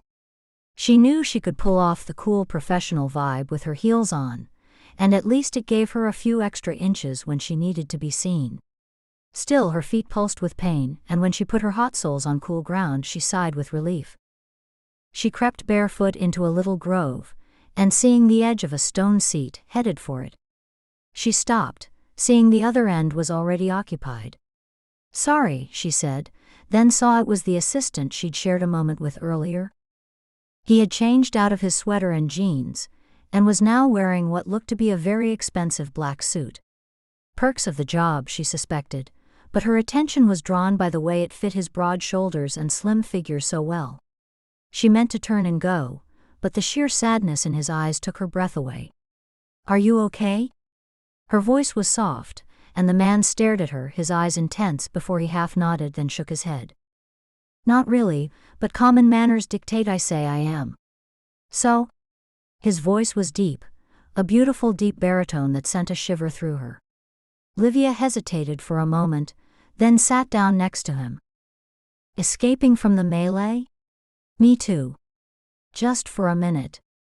She smiled at him, noticing again how gorgeous he was, except for that pain in his eyes. She wished she could take it away for him. "Are you hiding from the muckety-mucks?" His mouth hitched up in a half-smile. "Kind of." She leaned forward conspiratorially. "I won't tell," she whispered, and he laughed. It changed his whole face, turning it from brooding and slightly dangerous into a boyish, joyful thing. "Right back at you." He looked at her name tag. "Livia." "Not Olivia?" She shook her head. "No, just Livia." She shivered at the cool air coming up from the water. "It really is beautiful here." He nodded, and seeing her trembling, he shrugged out of his jacket and put it around her shoulders. She felt her face get hot. "Thank you." They gazed at each other for a long moment, and Livia felt tongue-tied. He smelled wonderful too, all clean linen and woodsy spice, and for a moment she found herself having to resist the urge to run her fingertips over his long, thick lashes. They were so black, they looked like he had eyeliner on. She swallowed hard, the desire to kiss this stranger overwhelming and bewildering. She cast around for something to say. "I was thinking, that mist from the bayou must have known there was a Halloween party here tonight." Gosh, could she have sounded any dumber? She cursed herself, but he smiled at her. "I guess it must have known. I find it romantic. Dark and malevolent, perhaps. But also sensual." Livia felt her heart race, a warmth spreading through her that she hadn't felt in ages, if ever, if she was honest. A spark of connection crackled in the air between them, intense and undeniable. She took a steadying breath, trying to ground herself before she acted on impulse. She had Marcel and Moriko to consider, and she couldn't let her emotions lead her astray. She nudged him with her shoulder. "Hey, you better get in there before all the food is gone. Honestly, they're like sharks, these people. Fins and everything. The food is really good too. I hope your boss agrees." Another smile, amused and sweet. "I'm sure he does." He stood and offered his hand. "Shall we sneak into the kitchen and grab something then?" Trembling, she took his hand, the skin surprisingly soft and dry, and stood. "Okay. But afterward you have to tell me your name." Their bodies were close now, and Livia could feel the warmth of his presence through her clothes. He gently traced a finger along her cheekbone, sending a shiver through her. She smiled but took a small step back. "I think we'd better head inside," she said softly, her heart racing with the unspoken pull between them. His smile remained warm, and he gave her hand a gentle squeeze. "Of course." "Knox." A woman's voice called from across the garden. "Knox, where are you?" A flicker of surprise ran through Livia as her companion responded. "Right here, Ems. I'm coming." Livia froze for a moment, realizing this was Knox Renault. He flashed her a playful grin, pressing a finger to his lips briefly before his smile widened into a shared secretive moment. "I have to go." She nodded, slipping off his jacket. "Here, you'll need this back. I'm heading inside anyway." He thanked her, taking the coat, and with a final lingering glance, he turned toward the voice calling him, disappearing into the garden's shadows. "Oh no," Livia muttered under her breath. "Way to keep it professional. Catering rule 1, don't almost kiss the client." "Goodness." Her face flaming with embarrassment, she went back into the kitchen and managed to work the rest of the party while avoiding any contact with Knox Renault or his friends. Difficult but not impossible. When it became clear the party was winding down, Livia hid out in the kitchen and dealt with the cleanup. Marcel was all smiles when he came to thank them both. "Liv, you didn't need to do this," he said, looking in amazement at the stack of empty, clean trays she was loading into the van. She grinned at him. "No problem, boss." She made herself busy untying her apron. "Did you get good feedback?" "Very good feedback. And a somewhat unexpected bonus, which you'll find in your paychecks." "No, don't argue. Say what you want about the Renault family, but Knox is a very generous man. He also told me that I was his go-to caterer for the future, which isn't saying a lot because he rarely entertains guests, but it's still something." "It is something. It's a big something." Moriko kissed Marcel's cheek and he gave her a hug. "Thanks, Maury. He also said he'd be recommending me to his friends and clients. Good guy. Geez, look at the time. Come on, kids, let's get out of here. I'll buy you both a late dinner." Later, at home in bed, Livia could not help but look up Knox Renault on the internet. She flicked through pages of photos of him, drinking in the shape of his face, the green eyes that looked just as sad in his childhood pictures as in every photo of him as an adult. She traced his face with her finger. In some pictures he had a beard, which made him look even more handsome, she thought. When she began to read about his history, the murder-suicide of his parents and brother, the mysterious death of his teenage sweetheart, the years of suspicion aimed at Knox himself, she learned he'd been thoroughly investigated after the death of Ariel Duplas. Knox was only 18 at the time and was the only suspect, but the police had completely exonerated him. The piece Livia was reading made it clear that his family's deaths had broken the handsome young man. Since his family tragedy and the subsequent investigation, Renault has kept a low profile. His luxury food importing business with friend Sandor Carpentier has made him a billionaire, but this has just served to draw more attention in comparisons to other tragic figures. Many locals refer to him as New Orleans' own Howard Hughes, a reclusive man with a myriad of secrets. Only once a year do we really get to see the man, at his annual benefit on Halloween, but it doesn't stop gossip magazines the world over wondering about the romantic life of this devastatingly, and some say dangerously, handsome young man. As he approaches 40, will Knox Renault ever break free of his past? Gosh, I hope so. The thought came unbidden to Livia, as she slid her finger over his photograph. Not that it would have anything to do with her, but she had sensed something special in the man she had met, that he was more than just another handsome rich boy. There were hidden depths there, she was sure of it. When she went to sleep that night, she dreamed of Knox Renault and his beautiful green eyes, and of the moment his lips would press against hers. Chapter 3. Amber rolled her eyes as Knox sat down at the table. It was the French Quarter, with busy streets and lunchtime crowds, and the restaurant Amber had chosen was almost full. "You're late again, Renault. Where's the Rolex I bought you last year?" Knox sighed, kissing her cheek. "You know I don't like to wear it out in public. It looks too ostentatious. Not that I'm not grateful for it," he added, seeing Amber's frown. "It was a lovely gift. I just don't know if it's really me." Amber opened her mouth to argue, then gave up. Knox looked different and had seemed different, lighter, since the party. Amber had wondered if it was just the relief of getting it over and done with for another year.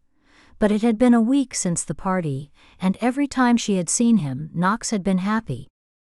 "What's going on with you?" she asked him now, and Knox, who was reading the menu, glanced up and smiled at her. "What do you mean?" "I mean, you look different. You look lighter." "I haven't lost weight, far from it." Amber rolled her eyes again. Knox was nowhere in the vicinity of overweight. "I mean, emotionally. You seem to be carrying yourself more cheerfully than usual." Knox laughed, his green eyes twinkling. "Do I? Fine, don't tell me then." Amber snatched the menu from him grumpily and sulked behind it. Knox smothered a grin. "Ams, you ever have one of those moments in life, however fleeting, where someone or something just reminds you why you're alive? Someone who sets off a thought process that makes you reevaluate your entire existence? Is this your fancy way of saying you got laid?" Amber felt a twinge of jealousy go through her, and brushed it away. "He doesn't belong to you, he never did." Knox shook his head. "No, I haven't. No.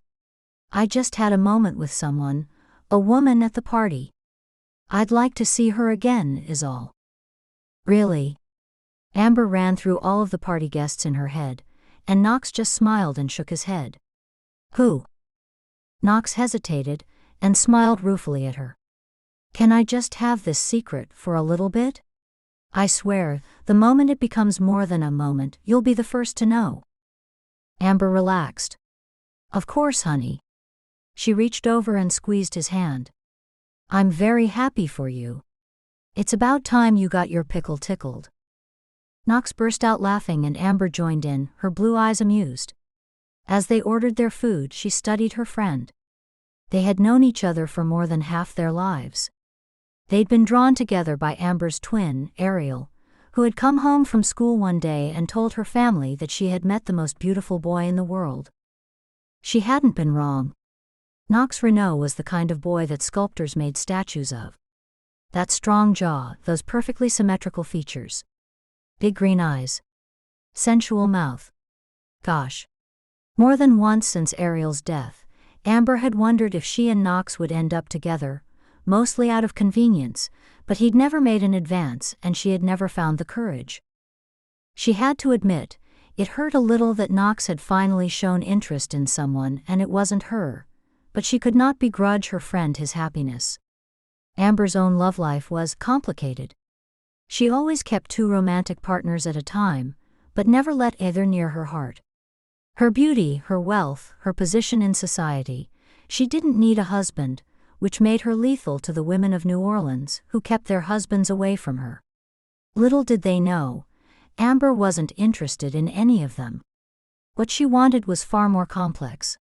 Far more Knox-like, she told herself, then pushed the thought away. He would never be hers, and she would have to accept that. "So when are you going to make your move?" she asked Knox, who blinked with nervousness. To her amazement, 2 spots of pink appeared on Knox's cheeks as he shrugged. "I don't know. I've been working on getting the courage up to approach her." Amber almost spat her water out. Knox Renault, billionaire, drop-dead gorgeous businessman, was nervous about asking a girl on a date. "Wow. I haven't seen you like this since." She trailed off and looked away. Ariel was always there, always between them. Amber swallowed the lump in her throat. Knox's smile had faded and he nodded. "I never thought this day would come, Ams, and look, no one will ever replace her." "I know that, sweetie, but hopefully someone will mean just as much to you someday." His eyes danced in a way she hadn't seen for years. I hope so too, Ems. I really hope so too. Livia tried to stop thinking about Knox Renault as she practiced her scales up and down, using the plain rhythm to distract herself. In the weeks since she'd met him, her body had felt wired, her brain whirling. To have that much chemistry with someone she probably would never see again, it didn't seem right. She faltered in her playing, and then crashed her fingers down on the keyboard. Unless you're going for some kind of weird Stockhausen thing, a voice behind her said. I'm guessing you're having an off day. Livia turned to smile at her tutor. In the few months she had been at the college, her tutor, Charvi Sood, had become more than just a teacher to her. The two women had bonded over their love of jazz, of Monk, Parker, Davis, and to Charvi's delight, their mutual admiration for Judy Carmichael, the reason Livia had fallen in love with the genre.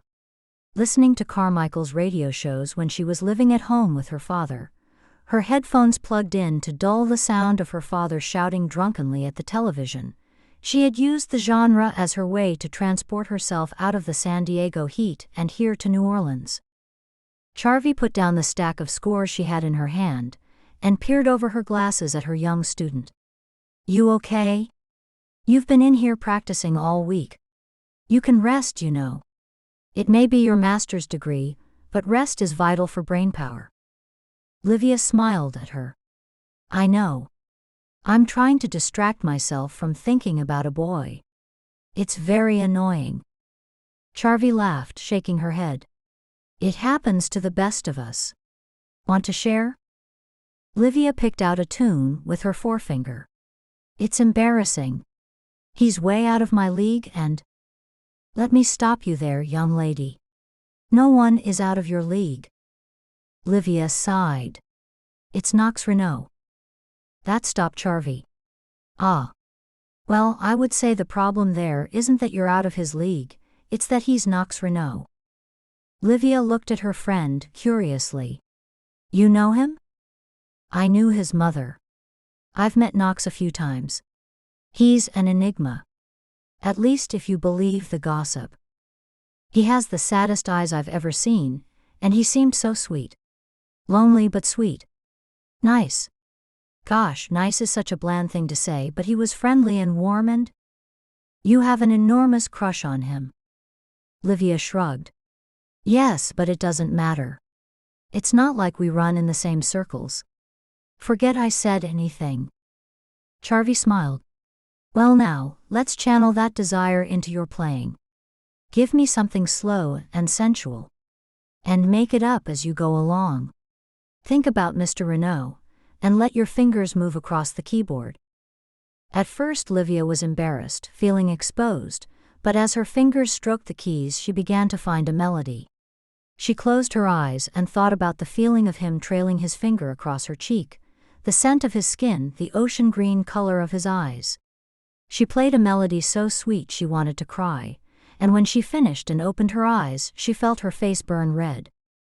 Wow, you have it bad, Charvi teased her and held up her phone. It needs work, but there's something there. I've recorded it, and I'll email it to you. Your homework is to score it, and mold it into a piece you can perform at the end of semester recital. Livia gaped at her. Are you kidding me? She felt panicky at revealing something so personal to an audience. But Charvi nodded. I'm deadly serious. That was the most connected I've ever seen you with your piano, Liv. She checked her watch. And I have a seminar. Work on it, Liv, and I swear you'll see what I mean. Left alone, Livia checked her laptop.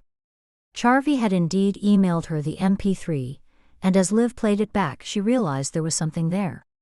She grabbed some blank score paper and began to write. Knox looked up as Sandor knocked on the door jamb. Hey. Sandor grinned.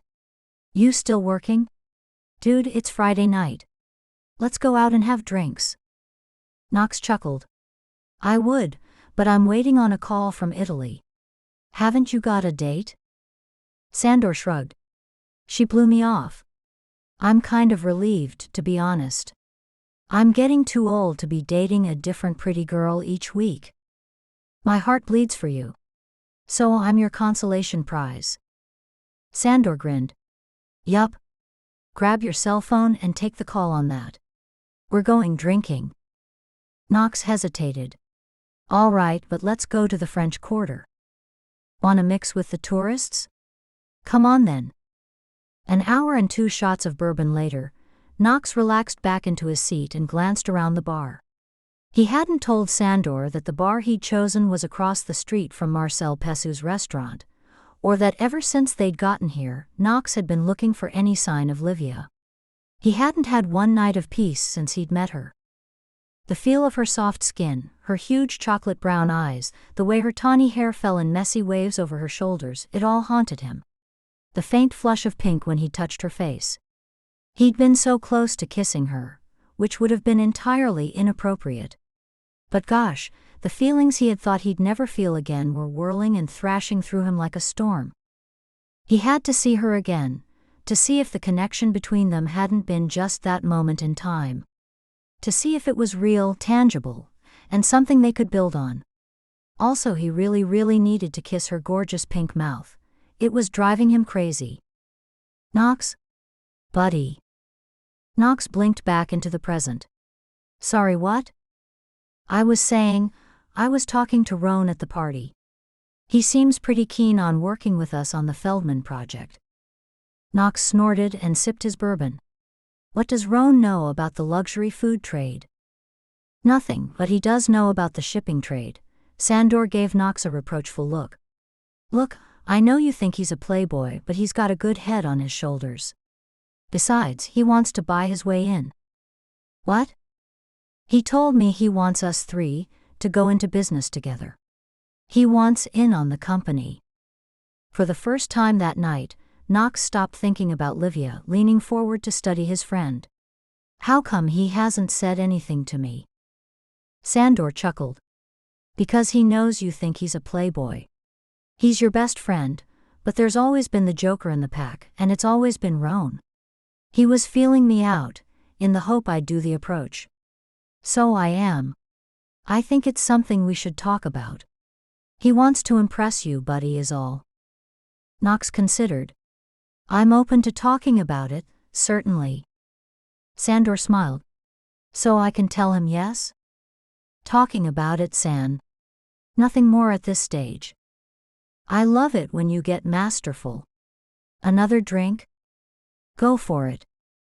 Knox leaned back, his eyes flicking automatically to the restaurant on the other side of the street.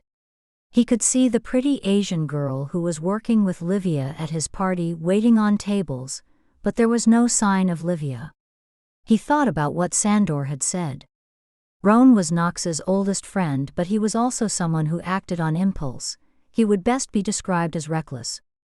Knox had worked too hard on the business, and not even his love for his friend could override the fact that Roan was not a good bet.